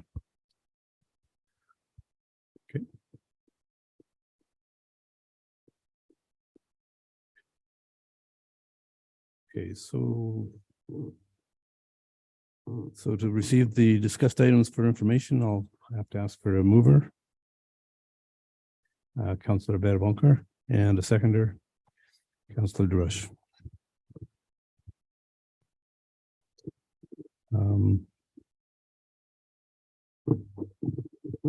And I guess now we'll ask for a vote. All in favor? And motions carried. Now we move on to matters for consideration. And tonight we have 5. First, we have the Ganaraske hiking trail. Mr. Chair? Yes. If you don't mind, could we just have the CEO speak to for a second? I think we might defer a couple items just to with time, but I think he's going to speak to something there. If you can just let him speak for a moment. Thank you, Mr. Chair. I'm just going to suggest, given the timing, that perhaps if we can address item 2, which is the B City, as well as item 3, the Great Lakes, first. And if the others don't get addressed, it's not a showstopper. If council wishes to end by 11, they can be deferred to say March 22nd and or April. But we do have folks on the line from SSEA that would be of benefit for those 2 particular items. So not to throw a wrinkle into things, Mr. Chair, but if it's the will of committee, item 2 and item 3 are really the priority ones tonight, and the others could be deferred. I got them all in order. Just flip the pages. Okay, so the second item then would be the much anticipated B City Canada item number RCS 2023-06. And our recommended action is, whereas the goal of B City Canada designation is to promote healthy, sustainable habitats and communities for pollinators, that bees and other pollinators around the globe have experienced dramatic declines due to the land fragmentation, habitat loss, use of pesticides, industrialized agriculture, climate change, and the spread of pests and disease, with serious implications for the future health of our flora and fauna. And that cities, townships, First Nation communities, and their residents have the opportunity to support bees and other pollinators on both public and private land. And that supporting pollinators foster environmental awareness and sustainability and increases interactions and engagements among the community stewards. And that by becoming a bee city, the town can highlight initiatives already in place and further engage local community in an environment of creative and innovation, which will promote a healthier life for our community. And that the staff be authorized to submit the Bee City Canada application to designate the town of Penetanguishene as a bee city. And now therefore be it resolved that the town of Penetanguishene accepts the designation and commits to the standards of the Bee City Canada program, and that $1,000 be included in the 2024 operating budget to support future Bee City Canada initiatives. And further, that staff return to the committee of the whole with opportunities for residents to participate in pollinator programs through the review of the Clean Yard bylaw. And if we could have a mover and a seconder to bring this item to the floor, Councillor Drush and Councillor Marshall.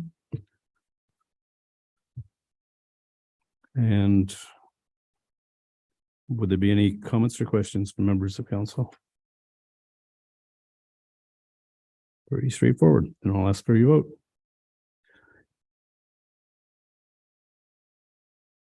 Oh, what? Oh, all in favor? There we go. And we passed that one.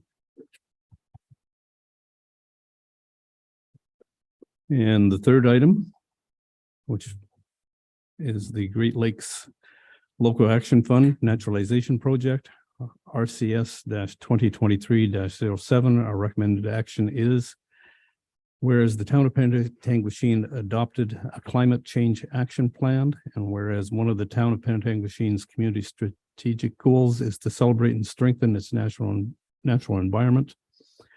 Now be it resolved that a portion of Terrian Park and the J.T. Piaget Park be naturalized for the benefit of the environment and the Penetanguishene community. May I have a mover and a seconder for this one? Our Deputy Mayor and Councillor Josh.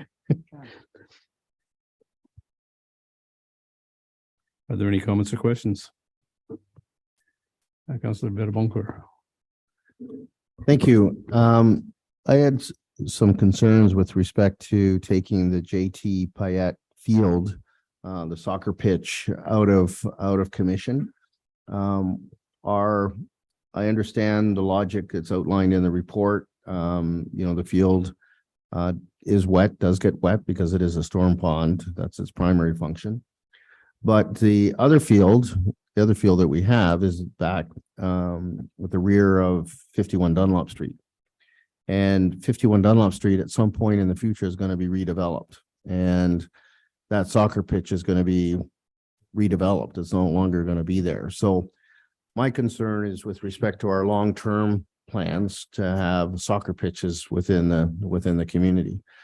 The only other one that I'm aware of is the one at Le Caron. So I'm concerned about getting rid of this one, or naturalizing this one, I should say, if we don't have a plan for future soccer pitches in the community. I don't know if anybody has a response to that, but I'm just raising my concerns.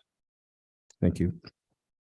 Perhaps we could have our Sherry to talk about that. Thank you through you, Mr. Chair, to Councillor Vadaboncourt. We did have lots of staff discussion about that very thing.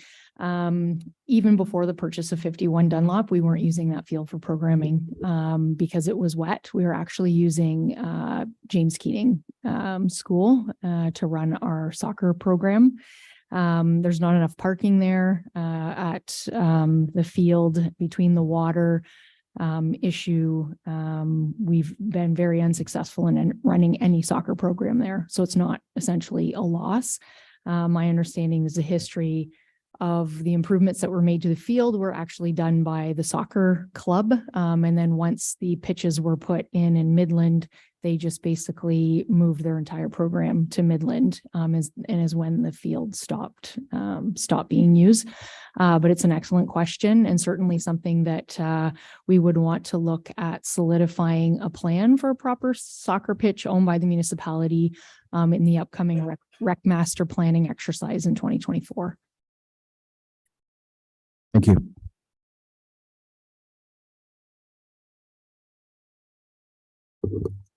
Are there any other questions? Councillor Marshall? The only other comment I would make about that space is that it is, it is adjacent to the Cancer Support Center. And I know some of their longer term plans was a Garden of Hope, which is on their piece of property past the easement. And it would just be a natural flow and allow for some privacy and protection. And so I think it's a good idea if we're not using it to truly play any soccer, because that field has always been wet. I think it is a really good option and opportunity there too. And it goes nicely, I think, within that neighborhood. Thank you. Any other questions? Then I guess we'll ask for a vote. All in favor? And passed. Councillor Waters. I think we should just defer the rest of RCS. We can go back to item 1. We defer that one, defer the others, and then we'll just wrap up FCS and we'll call it night. If everyone's good with that. I just think they're going to stir conversations and we got to give it due time.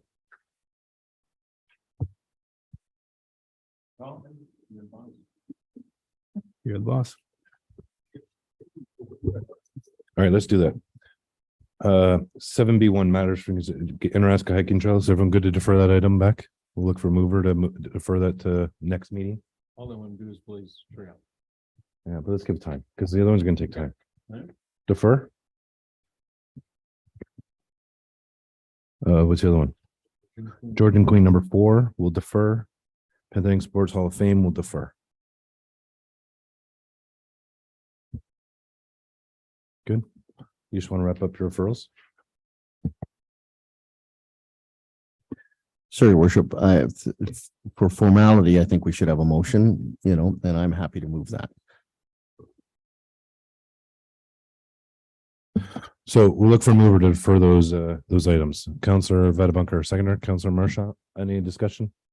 Call for the vote. All in favor and opposed? That's carried. And referral items. Any additions or revisions to referral items? Seeing none, that the referral recreation community service section endorse the following and existing referral items for upcoming agendas and staff. A mover. Councillor Marshall, seconder. Councillor Durush, any further comments or questions? Call for the vote. All in favor? Opposed? And as carried.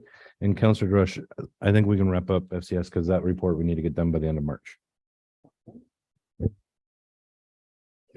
Okay, yes, of course. We have one consent agenda item and it is The recommended action is that the following consent agenda items, having been given due consideration, be received for information.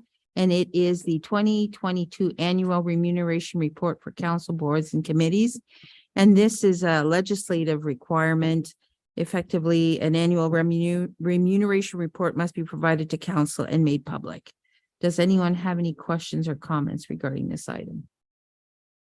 Seeing none, we'll go to vote. No, I need a mover and a seconder. Yes, Deputy Mayor LaRose and Councillor Vademokar, will go to a vote. All in favor? Opposed? It is carried. Matters for consideration, there are none. Referral items, we do have the three. The first is the paper ballot consideration in the 2026 municipal election state slotted for Q1 2025. We have staff positions of grants writer slated for Q3 2023. And finally, the review of municipal tax rate as it relates to municipal services slated for Q2 2023. The recommended motion is that the Finance and Corporate Services section endorse the following additional existing referrals to coming agendas and staff. Do I have a mover and a seconder?